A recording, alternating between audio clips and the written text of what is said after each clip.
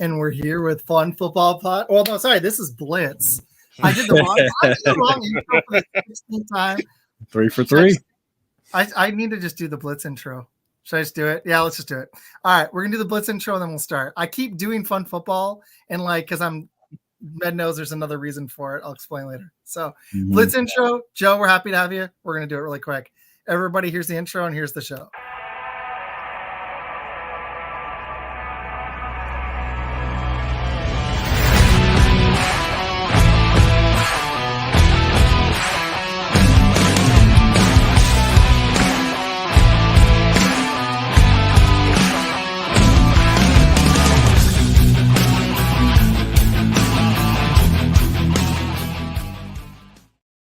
Hey, we're here with When the Blitz Hits the Fan. I said the right show.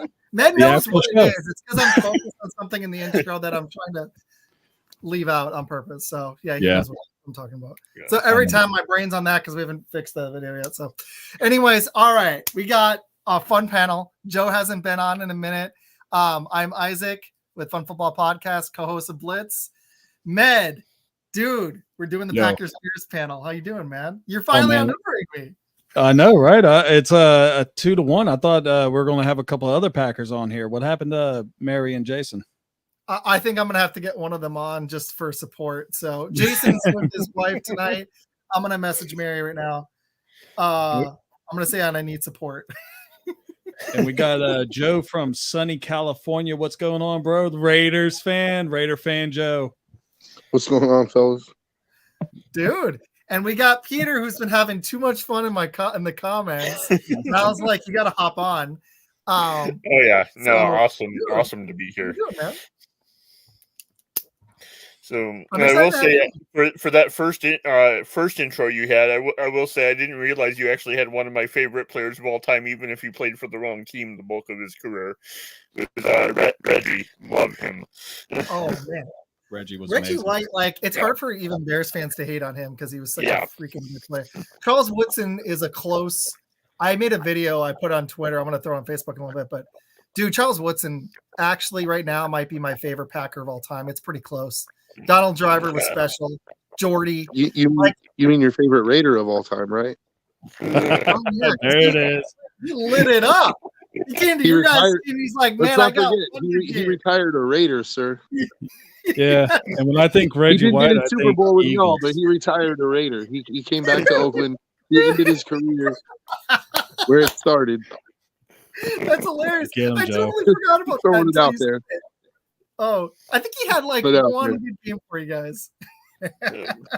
Nah. Well, one of my favorite pictures in sports history actually features the Packers team. I think it was when Favre's won Super Bowl win or whatever, celebrated at the White House or whatever, and McMahon's there wearing his Bears jersey because he knows what's actually acceptable,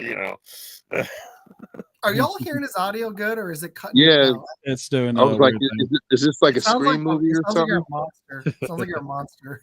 Hello, Sydney. Do you like scary movies? Yeah, something's cutting with your. It's mine. I don't know if mine's okay. I could hear his. So. Don't you remember the game when Charles Woodson picked off Peyton Manning twice in the same game? Mm-hmm. They were talking about it was at the end of his career with the Raiders, and they were like they had this funny stat like Charles Woodson, the only quarterback he had never picked off was Peyton Manning, so he went and picked him off twice. That's crazy. Yeah. At like 38 years old, Woodson was an animal, dude. Oh, he was, dude. And the fact that he did everything that he did, he didn't move to the Packers until he was in his 30s. And then he was one of those few guys, the Pittsburgh guys standing out too. His name's eluding me, but he was one of the few guys that in his 30s, I think he hit his apex and was Defensive Player of the Year, and it was well-deserved. And he was such a difference maker on that Super Bowl team. But just Woodson was my favorite thing is, it was a little Dion-esque, but not quite on that level. But it was a little like you didn't know if he was going to take one to the house because it was coming. And that was what's special. Dion was one of the few other guys that you were afraid because you knew he was going to take one to the house. Woodson had that ability as well. So, yeah, man. Yeah, but Woodson could also tackle. That was the difference. that was Woodson my wasn't favorite. afraid to stick his nose in there, whereas Dion, we Teams all know purposely ran towards him. Yeah. If Dion had a tackling rating on Madden, it'd be like a 42 or something, dude. Oh yeah. So Joe, what we're gonna do on this one, I want everybody to, just because we're Packers Bears fan, maybe we got Packers and Bears fans and we got a Raider here. Maybe let's share a little memories of the rivalry really quick, and then let's hit some draft stuff because I'm excited. So if we're going back, I'm going to be honest, Med, you'll be proud of me. This week I had a lot of boring days at work testing for state testing, and I was looking back at Bears Packers rivalry on Wikipedia, and I was diving deep. Man,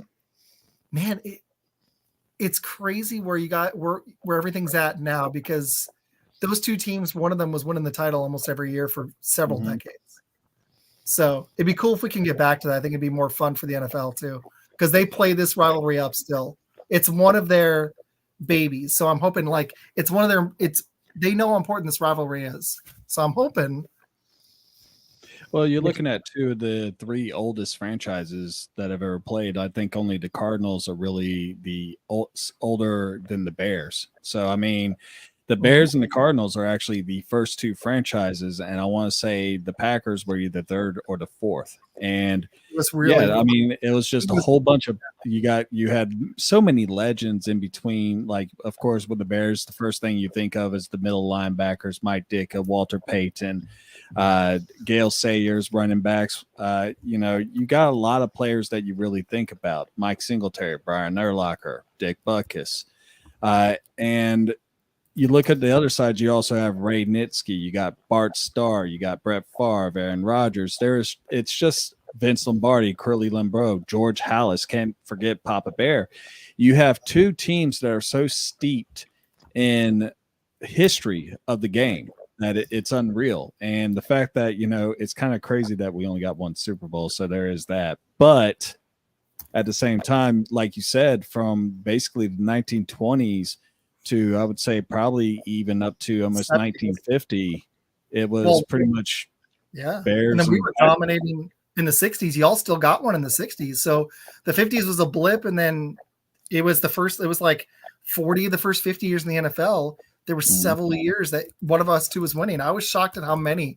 I knew you all had a lot of championships when I was looking, though, and it was like Bears, Bears, Bears, Bears, Packers, Packers, Bears, Bears, Bears. I was like, oh my gosh, this is like, there's a reason, like one of my favorite movies, Christmas Story, they're talking about the Bears and the Packers, and it's set in, I think, in the 40s. And it's because it was such a thing.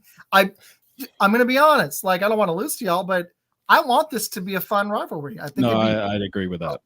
It's just, it's like this year was more fun for me because the Lions were actually competent and legit. It was cool to watch. Right. The fact that I couldn't even remember, because I was born 88, I can't remember the last time they were good, because the last time they were that good was with Barry. I can barely remember. 1991 was the last time they won a playoff game. Dude. That's crazy. I want this vision, and I liked it. Even the Vikings, when Randy Moss was big, they've had some years. That little blip here with Kirk Cousins, I don't really count because I think we all knew they were frauds. But some of the years with Culpepper and Moss, they were a blast. I want more of that with this division. And I think we're on our way if y'all can get a quarterback, if the Vikings can figure out something out at quarterback. So my long spiel's done. Peter. Yes, sir. Some memories, man. Well, with Packers Bears specifically, there's one actual one that I had come to mind the other day. I forget whether it was Driver right at the end of his career or Greg Jennings. I don't remember which one it was, but it actually paid one of my favorite players and people ever, Charles Tillman. I told you that story the other day. But they had a quote where it was like, he's the only cornerback in the league that gets more dangerous once you make a catch on him. I mean, it's true. That's a good example, man. I like it. Joe, do you have any I know you're a Raiders fan, but is there any Packers Bears games to stand up to you? Because it's sad, but I was excited for that conference championship game, the one with Cutler, and I was So Joe's gone, but we'll just keep talking.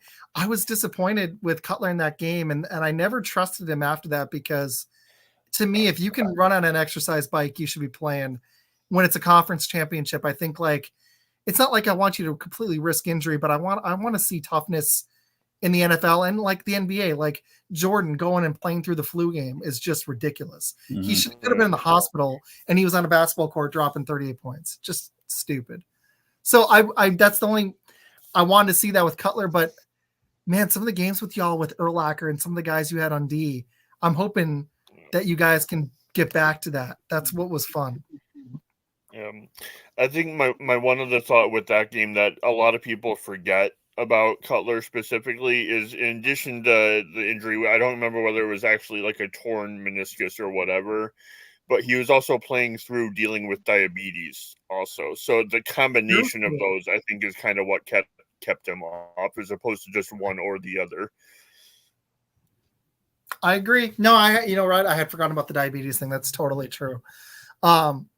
And I mean, if we're being honest, he's probably one of the most talented quarterbacks you guys have had. So, easily. Joe, it would have been even a lot better if we hadn't been switching entire offensive systems every other season for like a decade.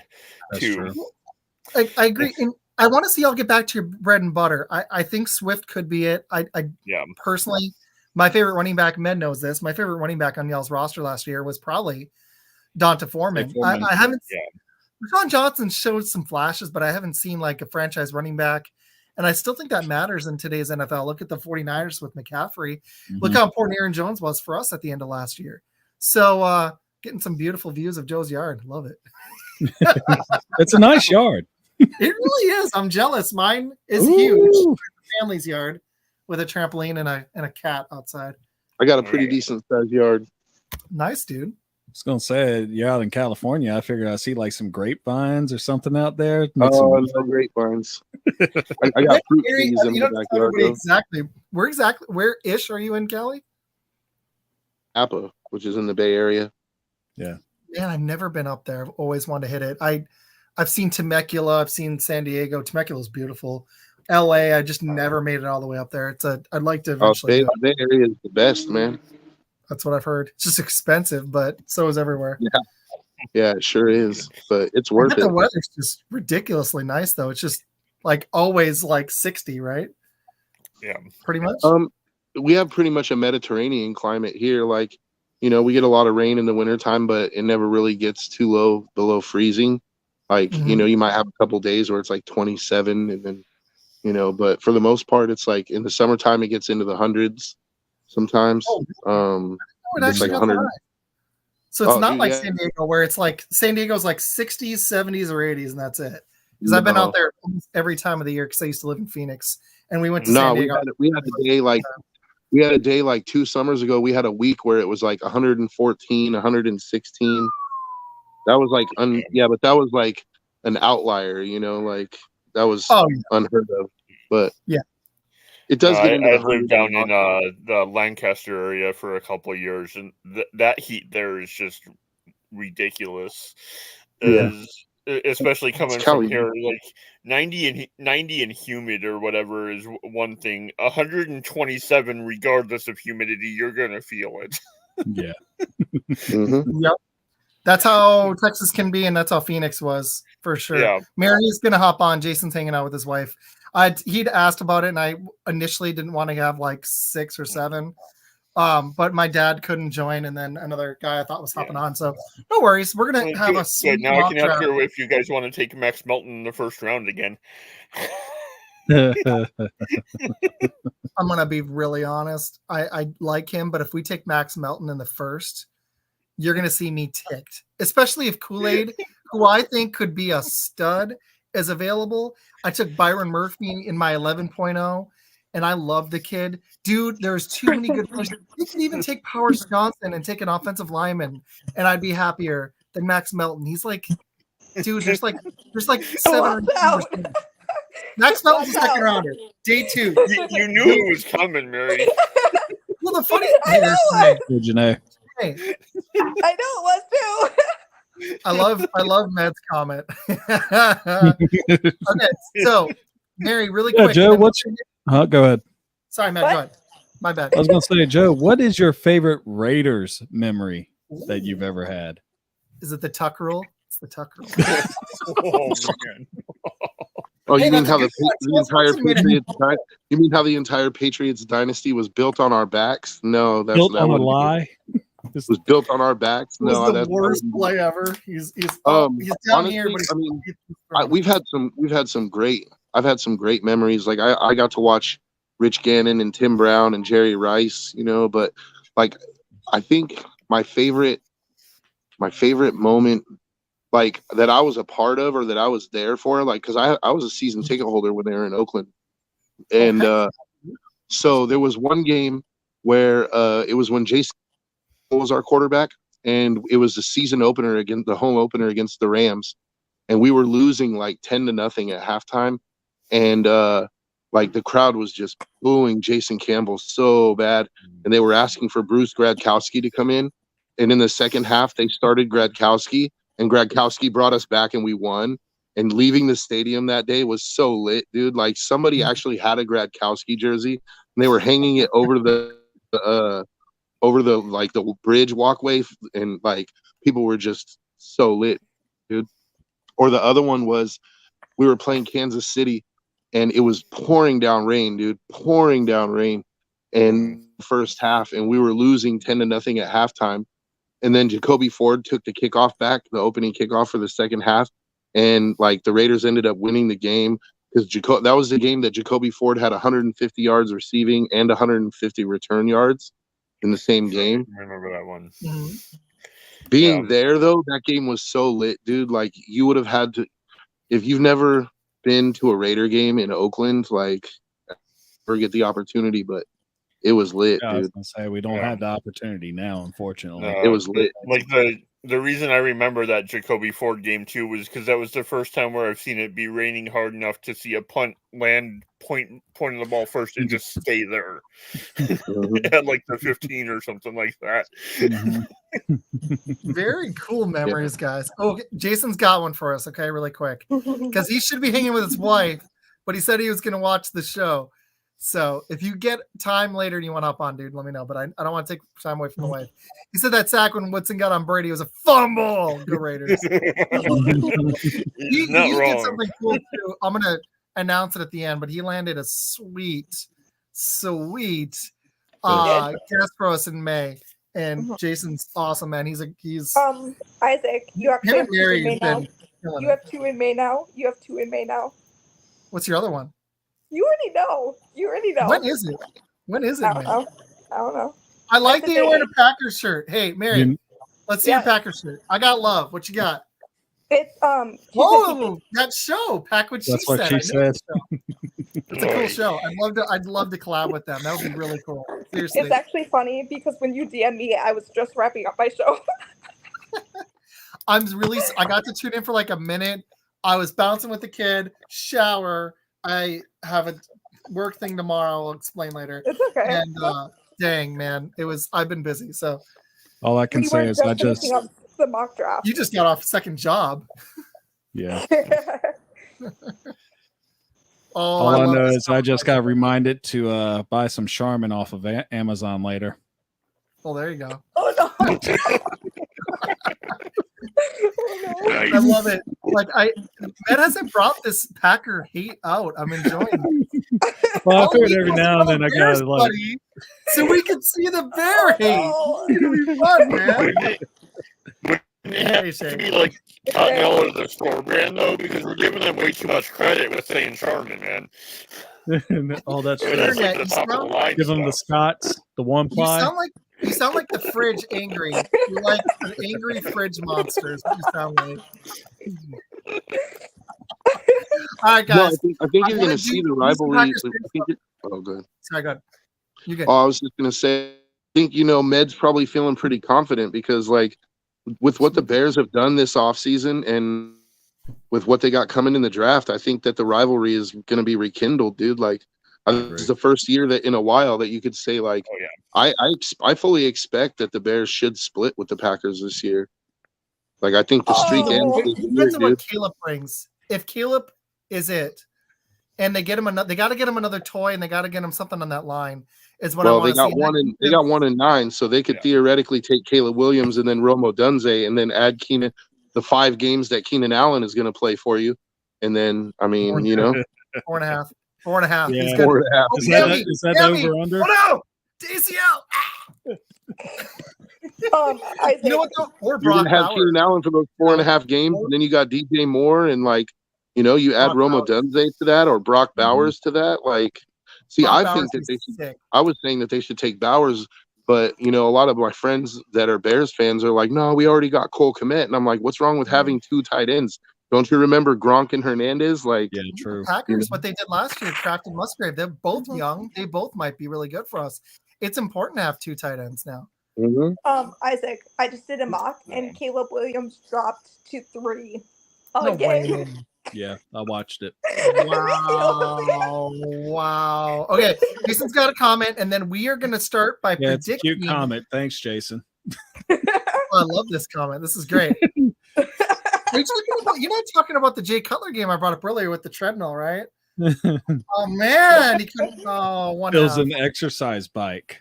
An exercise elliptical, right? He's on an elliptical. Is that what I think it was a strained MCL, to be honest. Yeah, which So, I mean that is yeah, rough, no. but dude, Jay Donovan Cutler McNabb, was never my favorite player, though.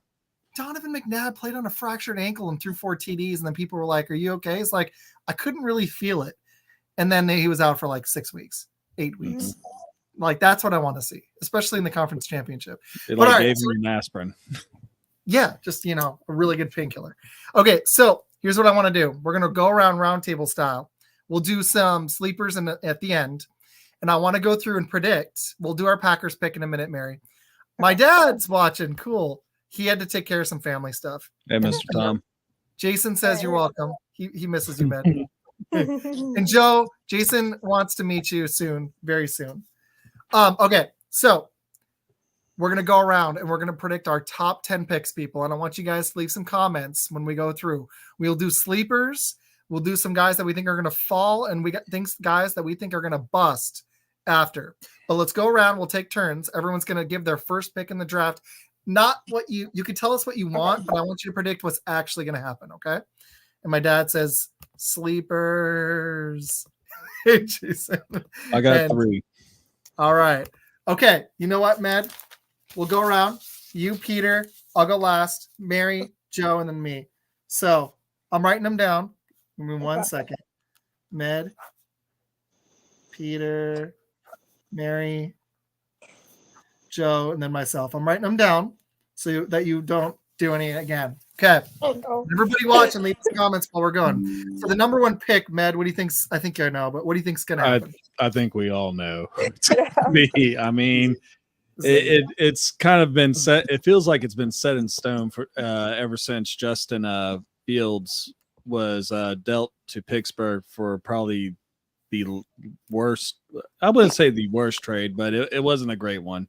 A bag of chips. It's going to be Caleb Williams. I mean, Rifles made so many good moves. He could have gotten a better pick out of that one. He could have. To.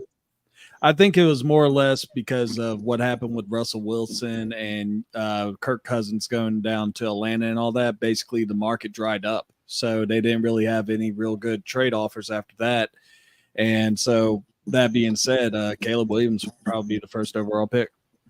In fact, 99.9999% chance that's going to happen.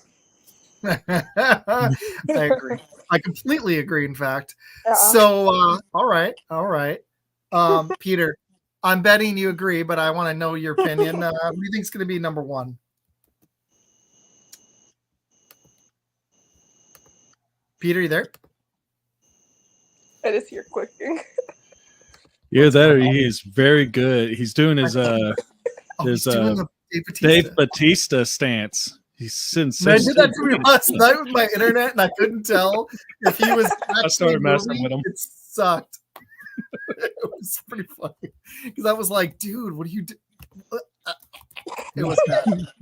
He was frozen. I think he's gone, so we'll come back to Peter. Okay, yeah. Mary, who do you think is going to be number 1? Ooh, I'm going to be live with you, so this is not fair, and I know we're going to get hate from you if I get it wrong. I would say Caleb Williams round 1. Okay, so we got. I think so. We're all probably gonna have Caleb. Joe, who do you think is gonna be number one? Yeah, Caleb Williams. Yeah, I think we all know that. Oh, here, there we go. We got a raid. I like I it. told you, I sent everyone over. And I'm obviously going Caleb, and Peter is completely pulling a Dave Bautista on us. I love it, dude. Good stance. He's really deep in thought here. Yeah, So he's thinking really hard about his first pick. It really is. I feel so bad. I don't know if I should kick him and then maybe let him come back in easier. I don't know. Hopefully he comes back in. Yeah. You know what? I think I'm gonna just do it. I won't ban him. I'll just kick him, even though it's hilarious. Okay, cool. Hopefully he comes back in. I'll message him. All right. So when we get him in, we'll let him catch up. All right. We'll go reverse style. I'll go number one. We'll just do Snake. Number two, I think it's going to be Jaden Daniels. I just don't think that Washington can pass him up, and I don't think they should. I like Drake May a lot, but I think they need to go Jaden Daniels. In my list, I actually list Drake May number two, but because I'm worried about Daniels getting hurt in the NFL, but I think he has more potential, and I think Washington's got to get him. So, Joe, who do you think is going to go number two? I think Jaden Daniels is going to go number two, but I think that the Washington Commanders should trade the pick because I don't think they're ready for their quarterback, to be honest with you. I think they should flesh out that roster some more. Mm-hmm. But I think they're going to take Jaden Daniels, and I feel bad for Jaden Daniels because he's going into a bad situation. A very bad one. At least they've got some toys on offense, but that defense is so atrocious, it may not matter. McLaurin's good. Dotson's solid. They could use another weapon, but Brian Robinson Jr. was actually decent last year. But that O-line is nothing special. And are we looking at the worst defense in the NFL? Probably. I think Denver. I'd leave that to Philadelphia, the way they just collapsed towards the end of the season last year. Mm-hmm. Yeah, they were one of the worst. Yeah. So, all right, Peter, we are doing, you'll be up in just a second. Mary's up, and then you'll give us I know you froze. It was pretty hilarious. You froze like this. Yeah, I saw it. Right, I'm on my phone this time, so it should connect better. No, I have to do that sometimes too. Like I kicked off my phone Wi-Fi because my wife's gaming. Okay, Mary, who's number two for you? I would say Daniels. Good pick. All right, Peter, give us 1 and 2. Who do you think is gonna go 1, and who do you think is gonna go 2? Yeah, I would say probably Caleb and Jaden Daniels as well. I'm torn because I get why Caleb is the number one. Just haven't seen done a deep dive on his film and stuff like that. Mm-hmm. But I really think Daniels is going to end up being the best one from this class. I agree. I like it. Ned? I actually heard something on two Bros and a Cup of Joe this morning that said that Drake May might actually move up into the second pick. I don't know exactly what that was all about, but it kind of caught me off guard because I honestly think that JJ Daniels will be the guy that gets picked number 2. I love his athleticism. The dude is basically a Madden player in real life. He's 50 touchdowns, almost 5,000 yards, only 4 turnovers last year. I mean, dude, he carried LSU. Yeah. He did have more toys than May did, but that still doesn't knock him down. I mean, I'm a huge Brian Thomas Jr. guy, and Neighbors. If there's one receiver in this draft that has a chance to be better than Marvin Harrison Jr., it's probably one of those 2 LSU guys. I think Adunze could be a beast, but if there's let's just say Marvin Harrison Jr. isn't the best receiver, which I think he will be, but if there's one guy, it's got to be Neighbors, and then for me, I think Brian Thomas Jr. could be good. He's your number 3? I haven't done my receiver list yet. I'm actually going to, if I have time, I'm going to do it after this or tomorrow night. I'm going to do it before mock. So you'll see. I think the one thing with weapons too and stuff like that is I know he had more because obviously just being there he did, but also he's playing against defenses that have more weapons than you would outside of maybe Clemson in the ACC specifically too. So true story. You have to kind of balance that out with the quarterback's performance. Yeah, and also, the way I know that Jaden Daniels had the weapons, but you look at the conference he's playing in. I mean, he's playing against title contenders all year. You got Georgia, Alabama, even though Texas A&M didn't have a great year, still you're playing against the top competition year in, year out. I know a lot of people are big about the Big Ten, and congratulations to Michigan for winning it. But, whenever you look at the best conference in the college ranks, it's the bar is the SEC. Mm-hmm. Well, I agree. All right, Med, you are up, sir. Who is going to go number 3? Remember, we can announce if we think there's going to be a trade. I didn't say that. I don't think Joe's the only one that declared it. I think there's a chance Washington trades. I do think the Bears trade the 9 pick, but I don't think there's any chance they trade 1. So now we're getting into possible trades. So Med, you're up at number 3.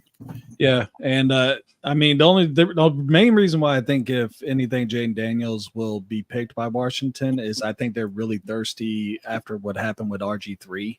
This is a player that can bring that excitement back. But I agree with Joe; they really need to probably look into trading that down and rehashing out, especially that offensive line that almost set a record in allowing sacks. So they probably benched Hal as an act of mercy at one point. But my 3rd pick will be Drake May, UNC. It's a foregone conclusion. They need a quarterback.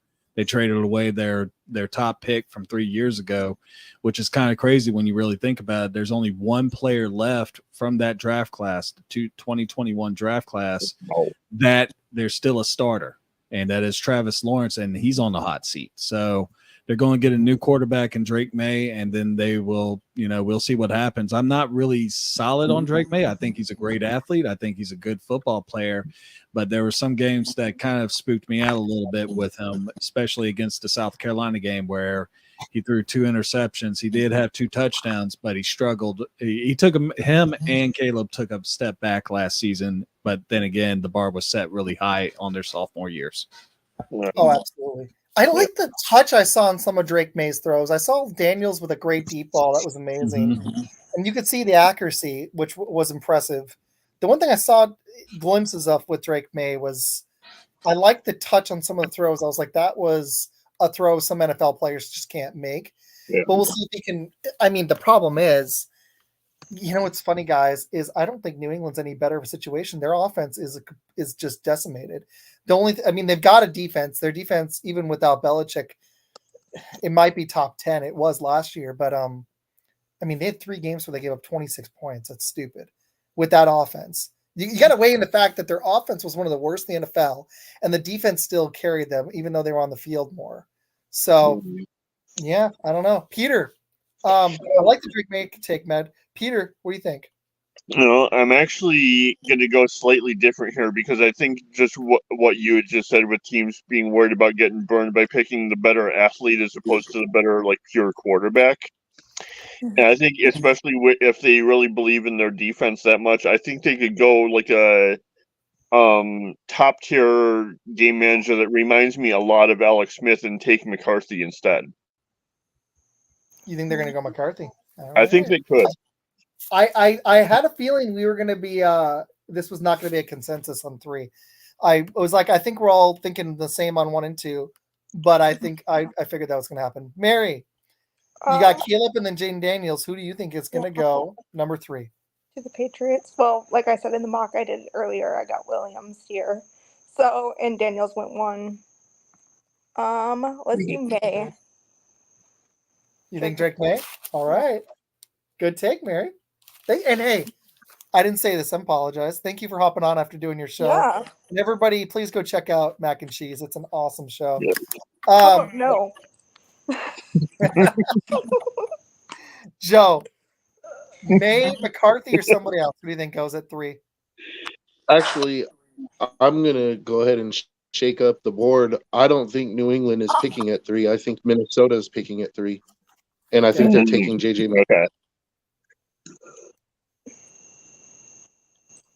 I actually am going to agree with Joe. I think Minnesota's going to trade. I think they're going to take J.J. McCarthy too. Because I think New England's going to scare themselves out of this pick. And I think they're going to trade down to 11. Then they may try to move back up because they've got so many needs on offense. I think that they're going to – I think they should take May, but I think there's a 50-50 chance. And I think they're going to trade up. So I'm actually going exactly with Joe, and I've been thinking this for a while. I wouldn't trade up for McCarthy, but I've been hearing too much smoke. I think they're going to Shots. I think Thank you, sir. I wouldn't either, but I think they're going to. But I don't think that it's New England being scared of like getting cold feet about the quarterbacks. I think Gerard Mayo is a really smart guy, and he realizes that they're a quarterback away. So you take the draft capital, you get 2 first-round picks this year, you get a receiver, you get an offensive tackle or something else that you need, and then you still have another first-round pick next year. You'll have 2 picks that you can package and go after a quarterback next year. They signed Jacoby Brissett, who I think could be serviceable for them. I mean, they're not going to win the Super Bowl, but I don't think they're expecting to this year. I just think New England is smart enough to take the picks and flesh out their roster, flesh out their offense. So I like the trading down idea, but here I listened to Bill Simmons say this, and I heard something similar on another show. And here's my problem: unless you're blown away, and I'll put a comment in a second, Matt. I love it. Unless you're blown away with the package that you're getting, like the Bears one that may have been too much to pass up. If you're trading number 3 for number 11, and I don't know if they're going to toss in 23, but even if they toss in 23, and let's say they get a second or a second next year, they get 3 or 4 picks. Are you going to get, here's my question. If you think May has a chance, I would go May, but I agreed with you, Joe, because I think that's what they're going to do. I would take Drake May because if you don't have a quarterback in the NFL, you're done. So my question for you guys is, let's say the package was this. Let's say it was pick number 3. They trade down for 11, 23, and then let's say they get the second round pick. Would you do that? Because to me, are you going to get as good of a player at 11, 23 that Drake may have the potential to be? Like if you were sold on May, I think you just do it. So I think this says that if they were questioning it, I don't think they're sold on Drake May. What do y'all think? I think they're going to get more than what you're offering. I think. How many more picks? I think they're going to get the 11, the 23, and the 2025 first. To be honest with you, I agree with that.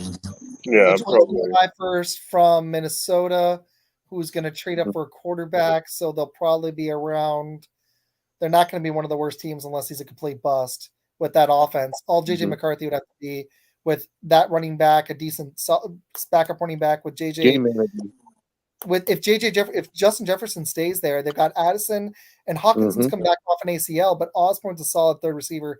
You've got an offense. So let's say they're 7 and 10. The pick will be 12 next year. So you're trading down from 3 to 11, 12, and 23. I know you're getting 3 first for it, but they're like middle first. I don't know. I guess it depends how much you believe in Drake May. So it's a good debate. I'm really not sure, honestly. And I think like the value of adding multiple first round picks where even if it's someone you're getting a better value for where you take them has to play into it too. Yeah, it's like when I'm playing, and I know it's a silly analogy, Med, but we both like doing this. Like when you're GMing on Madden or NBA 2K, I'm not going to trade away Michael Jordan for I'm just not going to trade away a Michael Jordan, even if you're going to offer me a Patrick Ewing, a Allen Houston. He was a different era, but let me think of another guy. A Starks and an Oakley. I don't care. It's the best player. It just depends on if you think May's that. I'm not 100% sold either. Yeah, so. I guess like the counter to that, of course, would be you have an established one versus someone who may be that caliber. Exactly. That's a good point. Like it's a toss up. Like what do you do? I've heard totally 2 different opinions, and I'm not 100% sold on May, so I might do it for 3 first rounders. Okay, so pick number 4, and thank you for everybody for watching. Med is having way too much fun with the raid. No, what? Why? And Chelsea, thank you, Zeski, for joining. Everybody, let's have some fun with this. Leave comments. I'm going to throw them up. It's Friday night. Enjoy it. Long work week. Okay, pick number 4. I don't think Arizona. I know they need a million things, but for me, you take the best player, and that's Marvin Jr. So that's what I'm saying. They can't get rid of Kyler Murray right now if they wanted to, so there's no reason to take a quarterback. So, Joe, you are up. You've got Caleb, same thing as me. Caleb, Daniels, and JJ. Who do you think Arizona, or do you think a trade happens? No, Marvin Harrison's going at 4, I believe. I agree. Mary, what you got? I agree. Marvin Harrison Jr. Peter, what you got? I think it would have to be Harrison. The only thing I can think of is if they're wanting to protect Kyler and really give him time to throw more than another weapon to throw to. I could see Alt going here too, but I think I'm going to lean towards Harrison. I think Alt is the second safest pick in this whole draft. I made a video about it. I had Marvin Harrison as Joe Alt as the two safest picks. I think that'll be not there. I don't, unless injury happens, I think they're both going to be Pro Bowlers. Yeah. Med, what you got? It's going to be Marvin Harrison Jr. because I think he's going to be the type of player that they haven't had since Larry Fitzgerald was drafted for a receiver. I think this is a guy that they really want, and he really seems like he's going to be a can't mess prospect. So I'm going with Marvin Harrison Jr. Yeah. And you were back up, sir, at number 5. You've got Caleb Daniels, May, and Marvin Harrison. So this is actually where I think a trade can actually happen.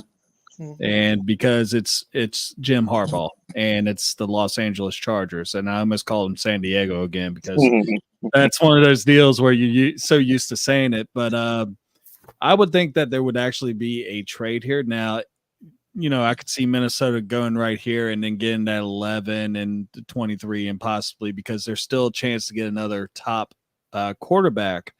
But in this case, I'm going to just say, for the sake of what we're talking about, if like it was going to be 1 through 10 all the way down, I would say San Diego would go between either Malik Neighbors or Brock Bowers. Those are the two players I think that would have the best chance of going to Los Angeles. But if there was a trade to actually happen, this is where it would, in my opinion, probably happen, and they would get J.J. McCarthy. Okay. J.J. McCarthy? Thank you, sir. Good take, man. I like it. All right, Peter, what you got? So, question actually playing into that. If they do, does that mean they found would the trade involve Justin Herbert then? Because that would change a lot about where they would go if they don't. Ooh. I would not, in my personal opinion, if I was Los Angeles, I would not get rid of Justin Herbert. Yeah, I agree. They can't right now, guys. They would eat so much dead.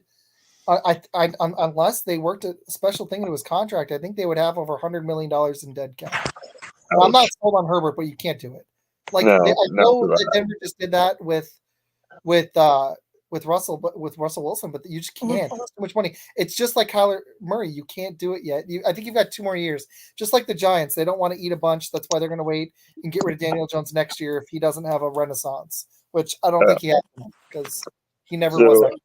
That case, then I think they take Alt and move the guy they had drafted that they had to plug in at tackle last year back to his natural guard position. I like it. Mary, who do you think goes at 5? Ooh. Good question. I would say like JJ McCarthy to the Chargers. I could see that. Like as competition. All right. I like it. They're putting him on notice. Interesting. No. All right, Joe. What you got, man? You meet the ball. Actually, so I had an interesting scenario that first of all, I think Malik Neighbors is going to be the pick at 5. But like if the Vikings are not successful in trading up with the Patriots, I also had the Chargers as a potential trade spot for me. But I think the deal looks different. I think due to the fact that the Chargers are absolutely bankrupt at wide receiver, I think that a deal could be made where the Vikings trade Justin Jefferson to the Chargers. They keep the 23 pick, and they either give them Justin Jefferson straight up, or they throw in maybe they throw in the 23 pick and keep the 11 pick, but they also get the 5. Because Justin Jefferson normally would be worth 2 first-round picks in any draft, but I think that the fact that he's not under long-term contract kind of lowers that a little bit. So they might not get two firsts worth of value for him. But I could see a scenario where Justin Jefferson becomes a Charger. Wow. That's not bad. That is a very interesting take because they need a receiver. they made the choice that I thought was weird, letting Keenan Allen and Mike Williams go, who are both injury prone, but now they don't have a receiver because Quentin Johnson was terrible last year, and I don't see it. Maybe he develops. Good luck, but And so here's the other side of that. Last year. Here's the other side of that, because people might say, well, why would the Vikings get rid of Justin Jefferson, right? Well, because they have Addison. They still get to keep the 23 picks. They can get another receiver, and they get their quarterback. So it just makes too much sense from both sides for them to at least not have the conversation. I'm not saying it's going to happen. Obviously, I don't know, but it makes a lot of sense for both sides. Very interesting. Okay, so you had a trade, and then you had who did you actually have going? But I had Neighbors going 5, I think. Yeah, that's me too. I honestly think there's a really good chance the Chargers do trade, but I'm hoping that they don't, because I would love, even though I'm not like the biggest Herbert fan in the world, I still know the guy's got talent, and I would absolutely love to see him throwing the ball to Neighbors. And I think Neighbors is my number 3 can't miss prospect in this draft. There's some defensive guys, but on offense, it's almost a tie between Joe Alt and Marvin Harrison. They're both like here, and Neighbors is just like always right there. Like, if the Packers, this would never happen, but if the Packers did something wild and traded up and got Neighbors, I'd be like loving it if he falls, which I don't think he will, but you never know. So, all right, I got Neighbors at 5. Guys, this has been a lot of fun. Jags trade up. Hold on, who's this? That's not my Uncle Mike. Jags trade up for Neighbors. That would be very interesting. I think Neighbors has one of the best chances of somebody trading up for him other than JJ in this draft. Prediction. Yeah. And Joe, I got a prediction for you after the top 10 about quarterbacks. I think you're going to love it. You missed it from the other night. Med knows. All right. Number 6. I'm going to go. Who is this? This is the Giants, right? Yeah. I'm going to shock y'all. I had JJ going number 3. I'm going to go Drake May. I think the Giants are going to put Daniel Jones on notice. They need weapons, so they should take an Adunze, but I think if Drake May is there at 6, they can't pass him up. And I don't believe in Daniel Jones or the quarterback they brought in. And I know there's this whole motto, you're not ready for a quarterback, but if you don't get one, you're SOL. So you just have to. So you're screwed in this NFL if you don't have a quarterback. Med knows. Zing. Boom! Just let that in there. I was like, that was precious. Thank you. I wouldn't know how it feels. You keep talking. You're about to. He had a better season than you guys have ever had. 32 TVs, 4,000 yards. You guys never even experienced OTAs. Never. Oh no. Joe, what did you say? I said this just in. Jordan Love tore his ACL in OTAs. No. Sean Clifford starting for the Packers. Don't wish that crap on anybody. Mike asked me to see Brock. We're going to hit it, man, in a second. Yeah, it's coming to it. So, you have number 6. You had Caleb, Daniels, JJ, Marvin Harrison, Neighbors, the same 5 I had. Who do you think the Giants take at 6, or do you think there's a trade? I think the Giants take Drake May and move on from Daniel Jones. I think he'll be on the bench, or he might start the season, but eventually they work Drake May in, and next year Daniel Jones is gone. Do you think May too? Yeah, I think Drake May. Dude, I just don't see it with Daniel Jones. He's so injury prone. They can get a receiver in the second. I like Ladd McConkey. There's some receivers there's some receivers they can get later on. Adonai Mitchell. Yeah, maybe if he falls, or Worthy. I can't remember the Giants pick in the second, but if it's 37 or 38, there's a good chance one of those guys will be there. Yeah. They lost their second pick with the Brian Burns trade. Ooh, right. And that was, can we just really quick, what are they doing? Why would you go get a Brian Burns, but let Xavier McKinney and a Saquon Barkley go? Brian Burns is great, but why would you make those moves? They don't. I can tell you, because now the Giants have probably, aside from the nasty defensive line in football, they have Dexter Lawrence, they have Kayvon Thibodeau, they have Brian Burns. Their defensive line is going to be absolutely monstrous, dude. No, that's fair. That's fair. It just was weird move. I just like, maybe I'm biased, but I loved Xavier McKinney before we signed him. I thought he was awesome. Yeah. So I thought that was strange. The Barkley one, I don't know. Your only offensive weapon you had other than Darren Waller you have nothing else on offense now. So their offense might be one of the worst. Like, I think the Patriots might have more weapons because they've got Stevenson at least and Henry. Yeah. But their defensive line is going to have 50 sacks this year. So, I mean, That's true. That's true. All right, Mary, you had Caleb, Jaden Daniels, Drake May, Marvin Harrison Jr., and J.J. McCarthy. Who do you think goes 6? So it's the Giants. I'm getting help from Draft Utopia. I'm DMing him. He's hopping on too. I talked to him. He's gonna do a draft. Mary, he's gonna do a draft recap show with us. Perfect. That's gonna be fun. I didn't know about this till now, guys. They say a Dunze neighbor or neighbors. Yes. Let's do a Dunze. Okay. Very good. I like it. Dunze. All right, Peter, you were up. I couldn't get a mac and cheese raid going either. So one thought actually on the Burns trade first and stuff. I think they're more focused on trying to stop Prescott and Hurts than trying to match them with points. Right. Would be the one thought.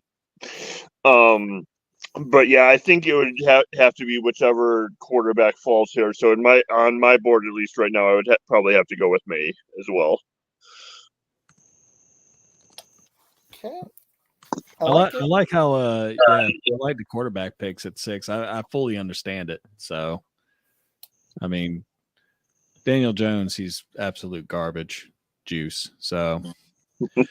So Isaac, who did you write me down for? Did I do the trade from the Chargers for JJ or no? Or did I go with Neighbors? I wrote JJ because that's what you said. But you can do whatever you want. It's your pick. Okay. Did you want Neighbors? Well, at this point, I'm gonna actually say that Neighbors will be going to the New York Giants. If JJ is headed up to Minnesota via trade with the Los Angeles Chargers, then I think that Malik Neighbors will be that receiver that they've been lacking really ever since Eli Manning. I mean, can we really think of a receiver that has really been anything since Plaxico Burress during the Eli Manning or Victor Cruz or Odell Beckham Jr.? I mean, the last I'm trying to think the last when was the last 1,000-yard receiver they had? I want to say Tate hit it the first year he was there. Golden Tate? Yeah. Or at least came close. To get 1,000 yards. I got to find this out. I like Seth's on here. Hold on. My co-host Seth. Shout out, Bo. Odell Beckham. Okay, so it was 2018. So that's 6 years. Oh, well, almost 6 years. Yeah. Oh, Seth. There we go. Well, Joe does not like honestly, that. I almost went receiver. I like it, Dunze, but I just really hate Daniel Jones. It was really a toss-up there, so I don't blame you at all. Yeah. All right, Med, you're up at 7. What do you think goes 7? This is where it gets interesting because I actually have the Tennessee Titans selecting Joe Alt, left tackle. They have not had a good left tackle since they released Tyler Lewan a couple years ago, and you definitely saw it struggle. And I mean, the running game, even though they still had Derrick Henry, and Derrick Henry did okay, it wasn't the same after Lewan left. So I'm just going with Joe Alt, the most polished outside offensive tackle in the draft this year.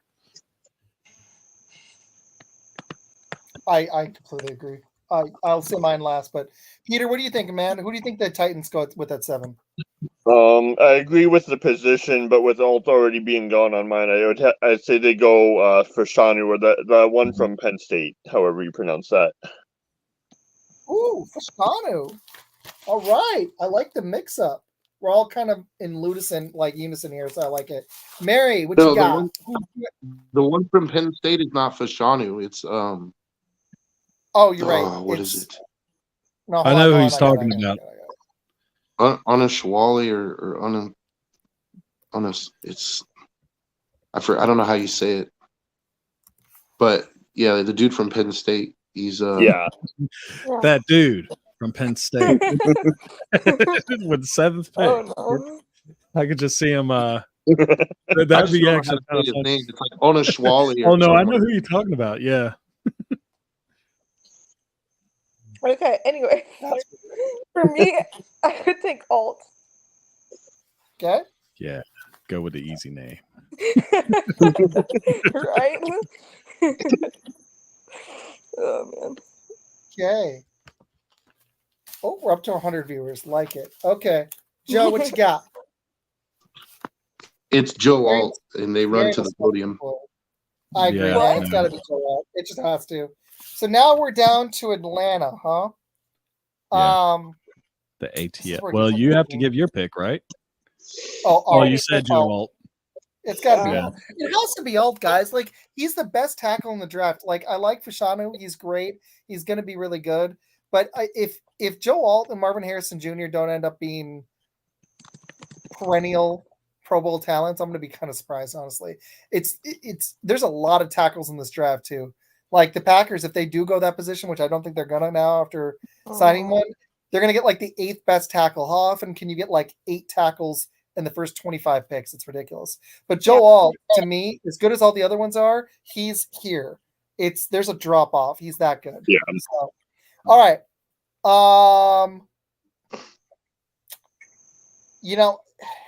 I don't think they need to get another weapon for. I mean, actually, they kind of do. They need to get another receiver. I'm going to go with Dunze here. I think Atlanta needs to get another receiver. I almost went Dallas Turner. That was my second pick.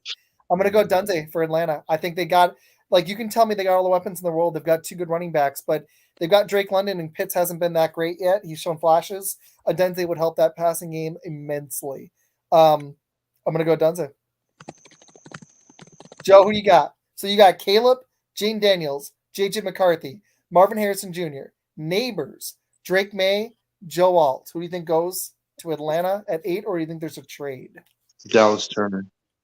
Nice pick. I almost did it. I was so close.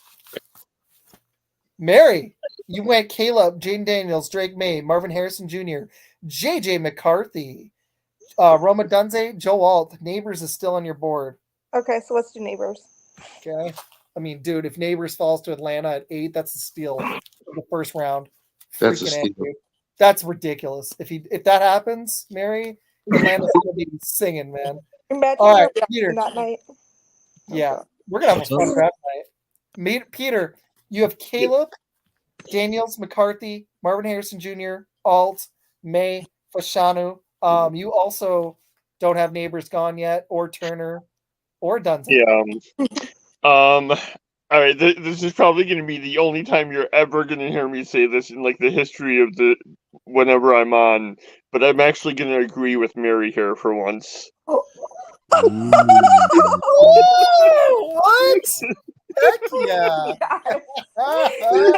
Neighbors. All right.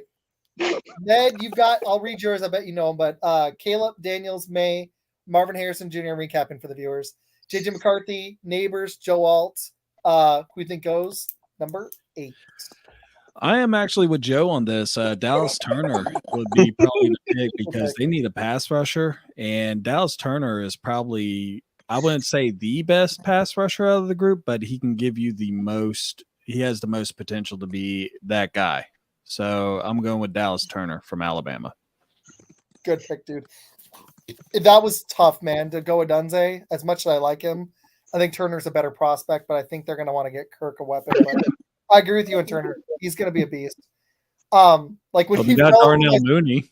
When he fell into my stupid mocks to the Packers at 25, I was like, "This is so dumb," but I'm going to do it. Seth's having fun. Seth, oh my god, dude, you should have hopped on. We would have had so much fun. Do you want to hop on? I got you, Seth. Got you, bro. All right, Ned, you're up at 9. We're going to do 9 and 10. I'll recap, and then I got a couple more things for y'all. Jared Verse. Jared Verse. for the Bears. For the Bears. Pass rusher put on the other side. And I mean, I know a lot of people, they really would like to see a receiver here. To me, the receiving class is somewhat deep. They can get another one in the second or third round whenever the next pick it hits. But we really need to address a defense that has one really good pass rusher by putting another one on the other side. So that way your boy Jordan Love can't just roll out to the left side one time after another, and let us getting like triple teamed over there. So, you don't want to see Jordan Love just ripping you guys a new one again? No, I mean, well, he didn't really rip us with a new one last time. So, that defense is coming around, and we're going to come back at you. I don't know. The first one wasn't very close. It was a game at halftime. The first one was definitely not close. The first one was abysmal. I was like, "What?" Justin Fields looks washed. But it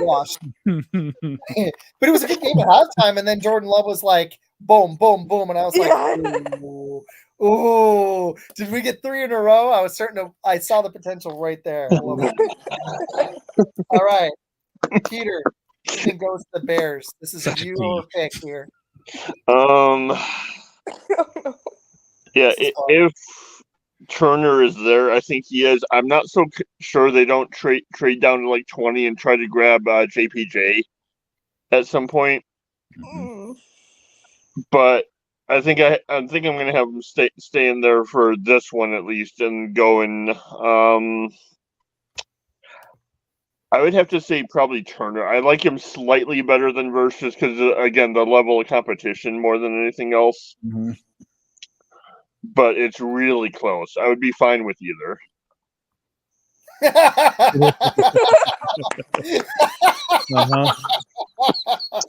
And he's going to graduate to daddy this season. While I'm on it, as far as that comment, it's easy to do when you guys have the greatest lineman at getting away with holding in the history of the NFL on your team. Do you think the Bears trade down? Who do you think trades up, and who do you think they take really quick? I think I was looking at that. I was wondering because I'm going to predict a trade here too. Yeah, I would say probably something in like the 20-ish range. Mm-hmm. So who's at like let's say like 22? Who's there? 22 is Philly. Yeah. 21 is Miami. 20 is Pittsburgh. The Rams, their potential I've been hearing at 19.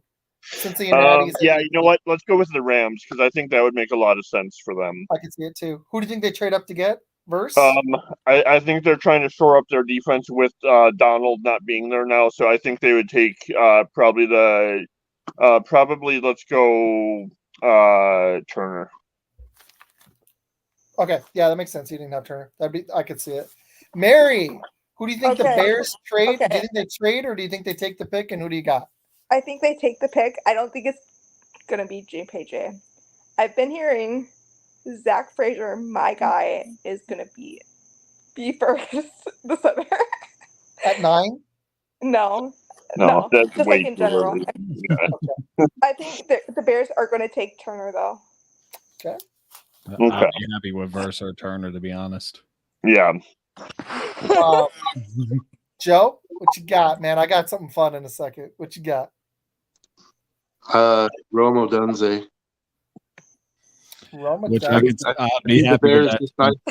I think the Bears decide to overload their offense, and for the first 5 weeks, they're going to have 3 legit number 1 receivers.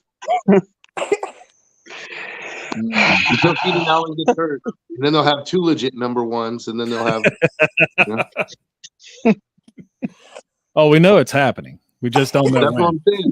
Like, I'm not saying it to be smartass. I'm saying it because I just believe it to be true. Keenan Allen has to show me that he can stay healthy a whole season before I put any kind of. He did last year, but I agree. It's like a 1-in-4 shot.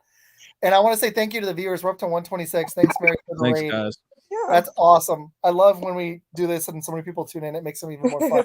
Okay, so I got something for you. Imagine that offense, though, with Caleb Williams, Romo Dunze, Keenan Allen, DJ Moore, like in Cole Kmet. Yeah.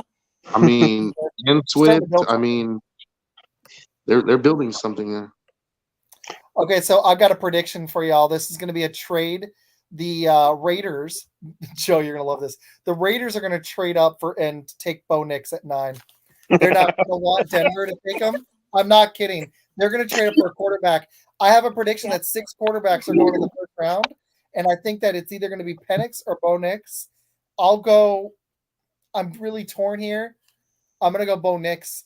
Something crazy is going to happen in the top 10. There's going to be quarterbacks. Denver, the Raiders have to go get a quarterback. Mhm. They are not going to want to roll out Jared Stidham and freaking Aiden O'Connell at quarterback. Minnesota, I already had them trading up for a quarterback, so I already had 4.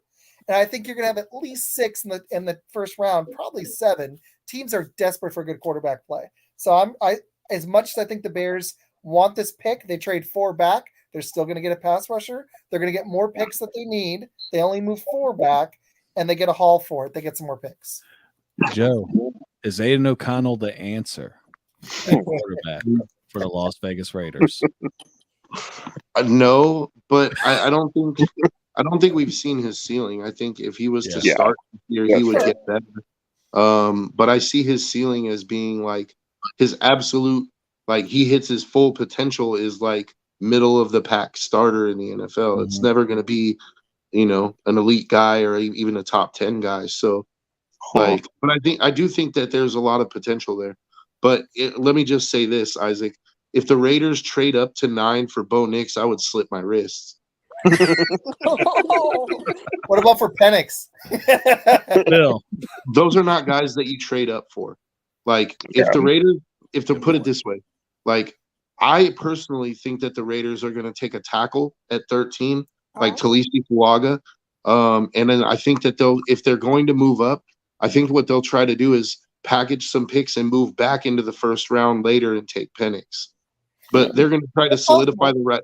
I think they're going to try to solidify the right tackle spot first because Penix is left-handed, and so that now the right side is his blind side. So I think they're going to try to shore up offensive tackle first. Then they'll come back in and try to get Penix. I just don't think Penix is going to fall past 14. I'm looking at Minnesota, who might move up, but then New England's there. I'm looking at Denver that needs a quarterback bad. They just let go Russell Wilson. I'm looking at y'all that need a quarterback and the Saints.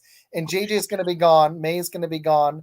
Caleb's going to be gone. Daniels is going to be gone. Penix or Bo Nix are the next quarterback. And I think one of those 4 teams is going to take a quarterback from 1 to 14, 11 to 14. Well, I don't see him falling. If the Raiders took Penix at 13, I would be okay with it. But I don't want Bo Nix. Could. I could totally see it. He would look good in silver and black too. I can see it, man. I almost said Penix. I'm really I'm torn. I don't know. I just don't want Bo Nix because Bo Nix doesn't have intermediate. Bo Nix doesn't have intermediate arm strength. He didn't run a pro style offense in college. There's just too much that needs to be worked on with him. And also, from what I've been hearing, Sean Payton really likes Bo Nix and thinks he can make something of him. So I say let Denver have him, and they can be picking first overall next year. So what might happen instead of my trade, Bo Nix goes at 12. Y'all take Penix at 13. I could totally see it. I think that's very likely. I don't think both of those guys are falling to the late 20s. I think some other guys are going to fall because all these teams are going to take quarterbacks and receiver and tackles in the top 20. There's going to be that's going to be over half the picks by plenty. It might be like 13 of the top 20. All right, I got 10, and then we'll talk some more risers and fallers and stuff. So I have Bo Nix in a crazy trade. So at 10, I've got the Jets, and they're going to get my boy another weapon. They're going to go Brock Bowers here. Mm-hmm. No, I'm not talking. I know I said my boy, but Aaron Rodgers. They're going to go. They're going to actually, Brock Bowers is from my hometown, right? He's from Napa, California.